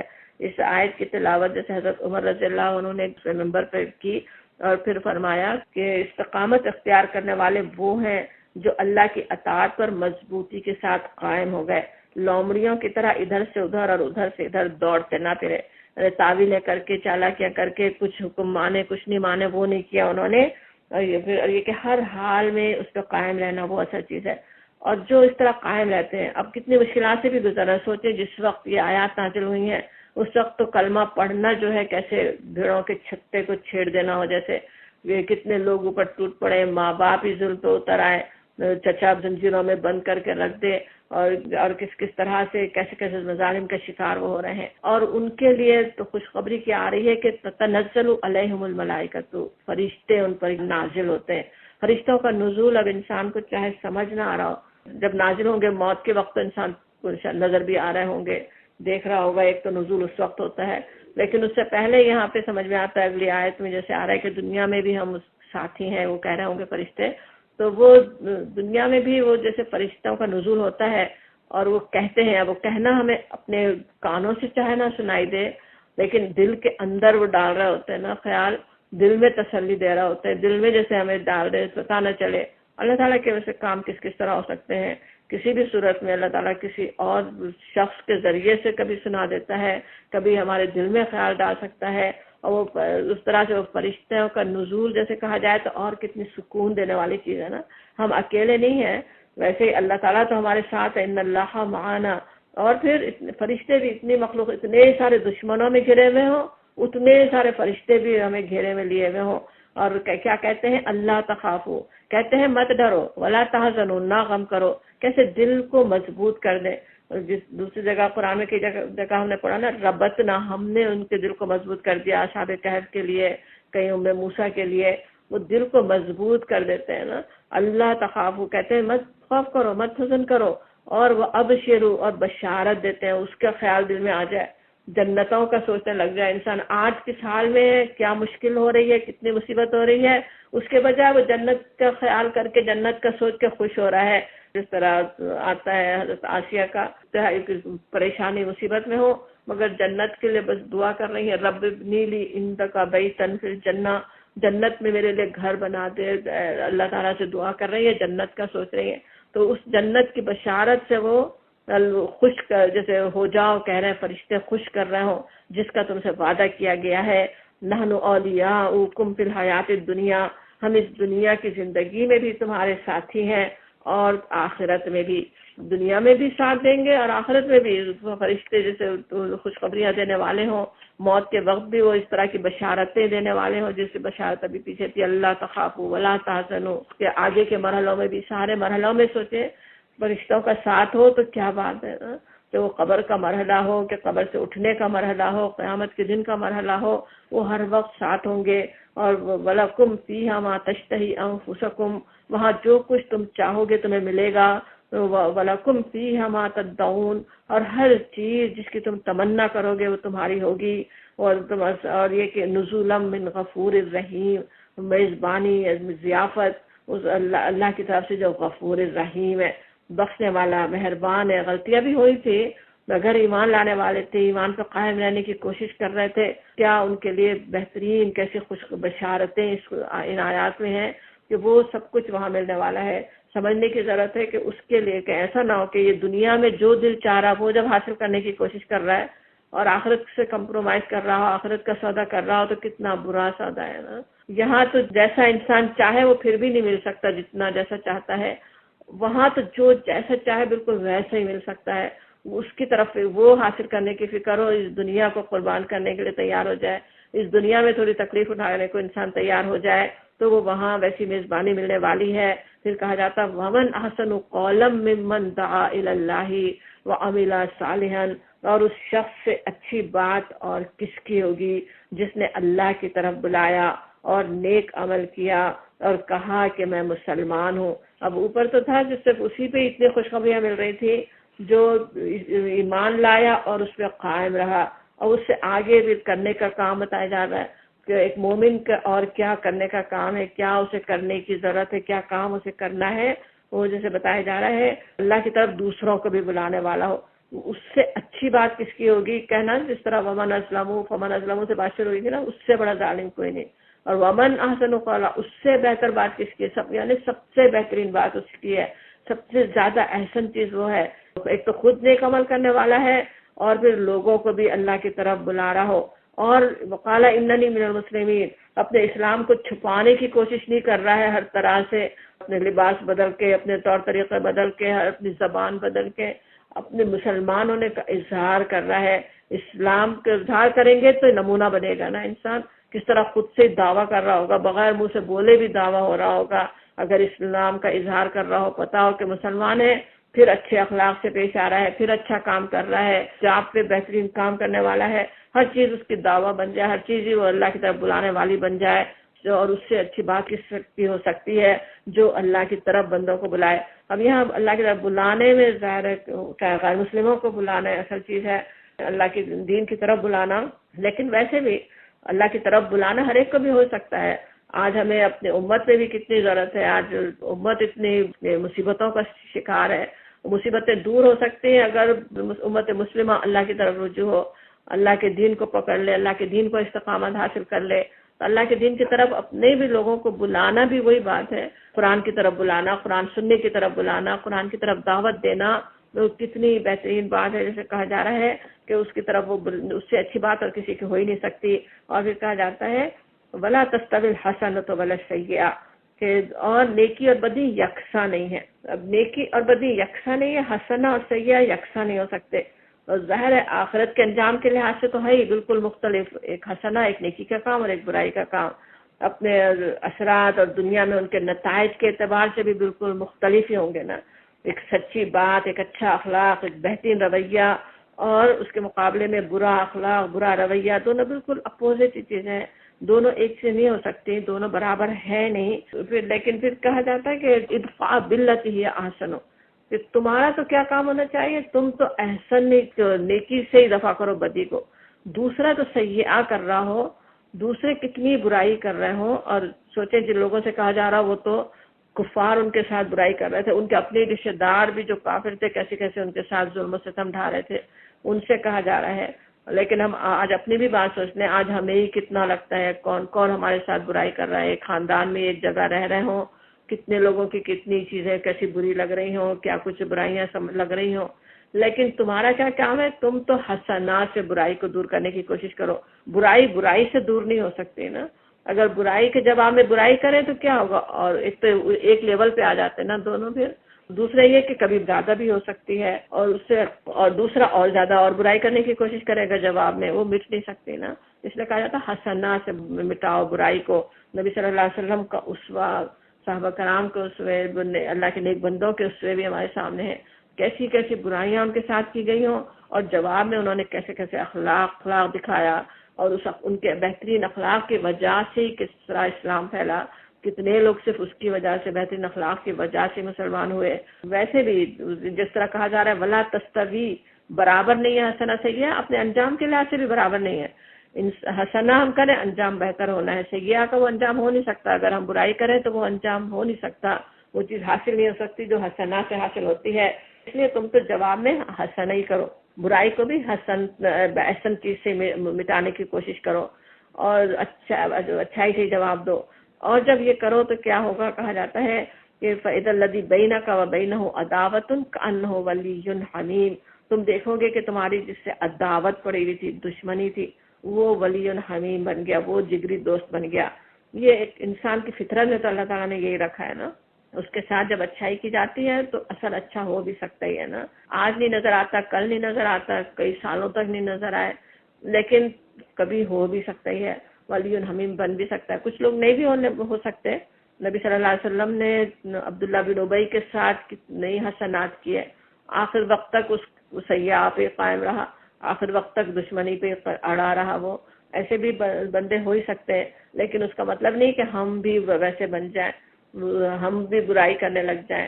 سوچنے کی بات ہے کہ اچھوں کے جواب میں اچھائی کرنا تو کوئی بڑی بات نہیں ہے نا، وہ تو ہر کوئی کر سکتا ہے. ایک کافر سے بڑا کافر بھی کر سکتا ہے وہ کام، تو کہ کوئی اچھا اس کے ساتھ اچھے اخلاق سے پیش آ رہا ہے، جواب میں وہ بھی اچھے اخلاق سے پیش آئے. امتحان جو دنیا میں ہو رہا ہے، ہر انسان ہمارے لیے دوسرا انسان امتحان بھی ہے. وہ امتحان جو دے رہا ہے اس امتحان میں کامیابی کے لیے بڑا جو کام کرنا ہے، جو بڑی نیکی کا کام ہے وہ کیا ہے؟ تو دوسرے سب برائی بھی کر رہا ہوں مگر میں تو اچھائی کا قائم رہوں، میں تو بات اچھی ہی کروں، میں تو کوئی بری بات نہ کروں، اور وہ اس کا اچھا نتیجہ ہی نکلے گا. وہ بھی امید دلائی جا رہی ہے، اور کہا جا رہا ہے کہ وما یلقاها الا الذین صبروا، یہ صفت نصیب نہیں ہوتی مگر ان لوگوں کو جو صبر کرتے ہیں. اور یہ وما یلقاها الا ذو حظ عظیم، اور یہ مقام حاصل نہیں ہوتا مگر ان لوگوں کو جو بڑے نصیبے والے ہیں. ذو حظ عظیم، کیسے خوش نصیب جو لوگ ہیں انہی کو یہ حاصل ہوتا ہے. سمجھ میں آتا ہے کہ ایک تو اللہ تعالیٰ کو معلوم ہے وہ کوئی آسان کام نہیں ہے، ایک نصیبے کا ہی کام ہے کہ اتنا صبر ہو. ظاہر ہے کہ فطرت انسان کی ہے نا، کوئی اس کے ساتھ برائی کرے فوراً جواب اس کو دینے کو دل چاہے گا، دینا ہی چاہے گا، برائی سے ہی روکنا چاہے گا پہلے. لیکن حوصلے کا کام ہے، بہت ہی حوصلوں والوں کا ہی کام ہے کہ وہ برائی کے جواب میں بھی خود تو پھر بھی اچھائی پہ ہی قائم رہے، خود تو اچھے ہی اخلاق پہ قائم رہے. دوسرا حق ادا نہیں کرتا، خود تو اچھے ہی اخلاق سے اچھے ہی حق ادا ہی کرتے رہیں. اس کی وہ حدیث بھی تھوڑا سا یاد ہی کر لیں جو نبی صلی اللہ علیہ وسلم کے پاس کسی نے آ کے فرمایا کہ میں میرے چچا کے بیٹے ہیں جو میں ان کے ساتھ ہمیشہ اچھا سلوک کرتا ہوں، ہمیشہ اچھا رہنا چاہتا ہوں، اور وہ مجھ سے ہمیشہ برائی کرتے ہیں. آپ نے فرمایا اگر تم جو کہہ رہے ہو وہ سچ ہے تو تم ان کے منہ میں خاک جھونک رہا ہو نا. یہ سب سے بہترین برائی کا بدلہ ہے نا کہ اگر خود اچھا رویہ رکھو وہ خود اپنے بھگت لیں گے نا اس کا عذاب، اپنی برائیوں کا نتیجہ وہ خود دیکھ لیں گے.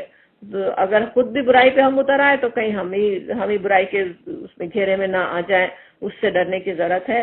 اور خوش نصیب ہے وہ، دنیا میں بھی ان کے نصیب اچھے ہوں گے، دنیا میں بھی انہی کی جیت ہوگی، دنیا میں بھی وہی فائدہ اٹھائیں گے، اور آخرت کا تو ہے ہی پھر فائدہ ذو حظ عظیم، وہاں پہ ہو جانا تو پھر کیا بڑی بات ہے.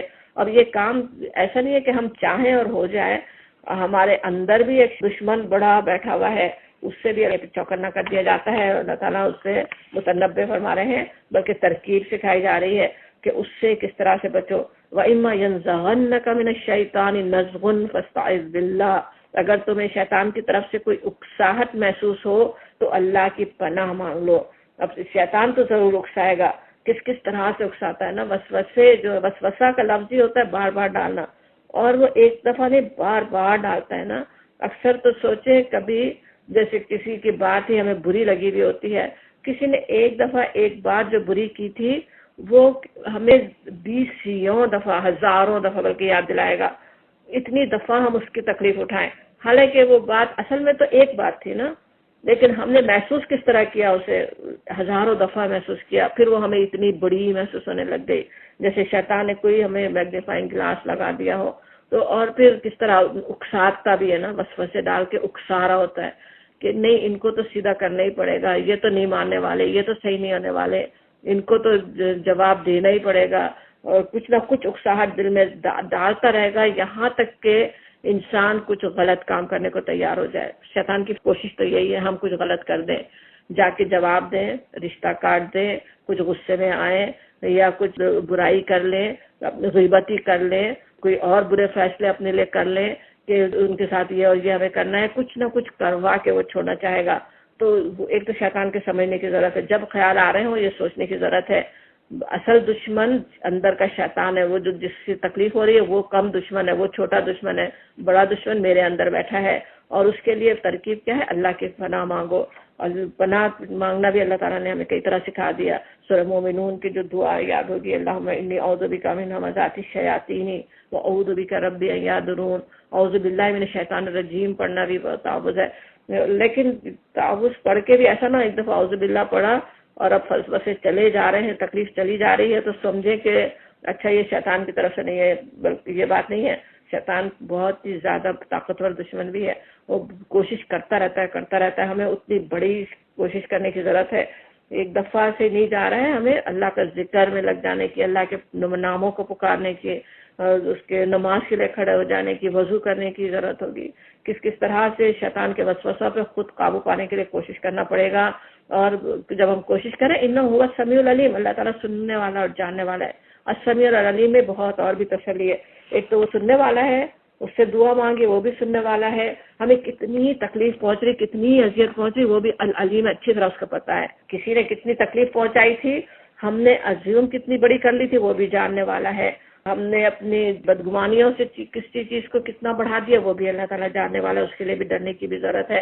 تو کئی طرح سے تسلی بھی ہے السمیع العلیم میں، کئی طرح سے تنبیہ بھی ہے، وہ اللہ کے ناموں میں سمجھنے کی ضرورت ہے، جاننے کی ضرورت ہے، وہ سن رہا ہے، وہ جان رہا ہے، اس پر اپنے معاملات کو چھوڑ دے، اس سے دعا مانگے، اور خود سیئہ نہ کرے، خود احسن رویہ انسان انشاءاللہ اختیار کرے ہر معاملے میں، چاہے وہ کفار سے معاملہ ہو، چاہے وہ اپنے لوگوں سے معاملہ ہو، اپنے رشتہ داروں سے معاملہ ہو، دوست احباب سے ہو، ہر ایک میں یہ کرنے کی ضرورت ہے۔ اور بھی کہا جا رہا ہے اللہ کی نشانیوں میں سے ہے یہ رات اور دن اور سورج اور چاند، اب پھر اس کی توحید کی پھر نشانیاں دکھائی جا رہی ہیں کہ رات اور دن اور سورج اور چاند سب کیسی بڑی بڑی نشانیاں اللہ کی، ذرا سوچو۔ اور پھر کہا جاتا ہے کہ لا تسجدوا للشمس ولا للقمر، سورج اور چاند کو سجدہ نہ کرو، واسجدوا للہ الذی خلقہن، بلکہ اس اللہ کو سجدہ کرو جس نے انہیں پیدا کیا ہے، ان کنتم ایاہ تعبدون، اگر فی الواقع تم اسی کی عبادت کرنے والے ہو۔ یہ سجدے کی آیت ہے، لیکن احتیاطاً اگلی آیت کے بعد سجدے کا بھی کچھ بتاتے ہیں فقہا، لیکن اگر یہ غرور میں آ کر اپنی ہی بات پر اڑے رہیں تو پرواہ نہیں، جو فرشتے تیرے رب کے مقرب ہیں وہ شب و روز اس کی تسبیح کر رہے ہیں اور وہ کبھی تھکتے نہیں ہیں، وہم لا یسأمون، کوئی انہیں اکتاہٹ نہیں ہے تاری ہوتی، دن اور رات وہ کر رہے ہیں، اللہ کے فرشتے اس کی تسبیح کر رہے ہیں، تم نہیں کرتے، اگر کرو تو ان کے ہم نوا بن جاؤ گے، نہیں کرتے اللہ کو پرواہ نہیں ہے، سجدہ کر لیتے ہیں۔ سجدے کیا ہے؟ اعوذ باللہ۔ اور اللہ کی نشانیوں میں سے ایک یہ ہے کہ تم دیکھتے ہو کہ زمین سونی پڑی ہوئی تھی، اصل لفظ خاشیتاً، بالکل جھکی ہوئی تھی، مردہ پڑی ہوئی تھی، کیسے پودے تک بھی ایسے لگتے نا جیسے بڑے اداس اور ناخوش ہو رہے ہیں، ان کو بھی پانی نہیں ملا، پھر جو ہی کہ ہم نے اس پر پانی برسایا، یکائک وہ پھبک اٹھی اور پھول جاتی ہے، کیسے خوش نظر آنے لگتے ہیں ہر ایک پودا، ہر چیز، اور یقیناً جو اللہ اس مریض اس زمین کو جلا اٹھاتا ہے، وہ مردوں کو بھی زندگی بخشنے والا ہے۔ کیسی بڑی نشانی، غور کرو دیکھو، یقیناً وہ ہر چیز پر قدرت رکھتا ہے۔ جو لوگ ہماری آیات کو الٹے معنی پہناتے ہیں، یلحدون فی آیاتنا، الٹے معنی پہنانا، لہدا مطلب تھوڑا سا پھیر دینا نا، انحراف کرنا، سیدھی راہ سے ہٹ جانا، اور وہ ہم سے کچھ چھپے ہوئے نہیں ہے، بہت ہی تنبیہ اس میں آ رہی ہے نا۔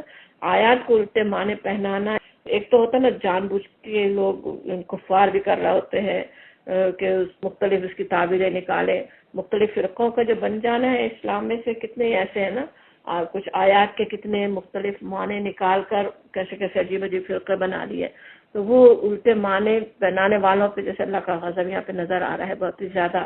لیکن ہمیں بھی بہت ڈرنے کی ضرورت ہے، خصوصاً جیسے اب ہم قرآن کے آیات کو سمجھ رہے ہیں، سمجھانے کی کوشش کر رہے ہیں، اس میں بیچ میں ہماری خواہش کی وجہ سے، کچھ دنیا کے آج کے لوگوں کی سوچوں کی وجہ سے ہم معنوں کو کچھ اگر خدا نہ خواستہ بدلنے کی کوشش کریں تو بھی وہی بات ہے نا کہ بالکل صحیح بات، بڑی ذمہ داری ہے قرآن کا پڑھنا پڑھانا۔ اس میں جو غلطیاں ہو جاتی ہیں اللہ تعالیٰ اپنی رحمت سے ہمیں معاف فرمائے، ہمیں ایک دوسرے کے لیے دعا بھی کرنے کی ضرورت ہے، جو غلطیاں ہم سے ہو جائیں اللہ تعالیٰ معاف فرمائے۔ اسی لیے مفسرین کی بات کو دیکھنے کی ضرورت ہوتی ہے نا، بہت بجائے اس کے کہ اپنے سے معنی نکالنے کی کوشش کریں، بلکہ اعتبار کر سکتے ہیں جن مفسرین پہ، ان کی بات ہی اسی طرح کر رہے ہوں اور اس کے مقابلے میں جو لوگ آیات کو الٹے معنی پہناتے ہیں وہ ہم سے کچھ چھپے نہیں ہیں۔ خود ہی سوچ لو کہ آیا وہ شخص بہتر ہے جو آگ میں جھونکا جانے والا ہو، یا وہ جو قیامت کے روز امن کی حالت میں حاضر ہوگا؟ تو کرتے رہو جو کچھ تم چاہو، بہت ہی غضب اس پہ نظر آ رہا ہے۔ آیات کے مختلف معنی نکالنا، مختلف تعبیریں کرنا، اس کے بالکل غلط معنی نکال دینے والوں پہ جیسا غضب ہے اللہ تعالیٰ کا۔ اور یہ کہ پھر کہا جاتا ہے انہ بما تعملون بصیر، اللہ ساتھ تمہاری ساری حرکتوں کو اللہ دیکھ رہا ہے۔ یہ وہ لوگ ہیں جن کے سامنے کلام نصیحت آیا تو انہوں نے اسے ماننے سے انکار کر دیا، مگر حقیقت یہ ہے کہ یہ ایک زبردست کتاب ہے، اللہ کتاب عزیز کہا جاتا، اللہ کی صفت ہے عزیز، لیکن یہ کتاب بھی جو ہے وہ عزیز ہی ہونا ہے، غالب ہی ہونا ہے، قائم ہو کر رہے گی۔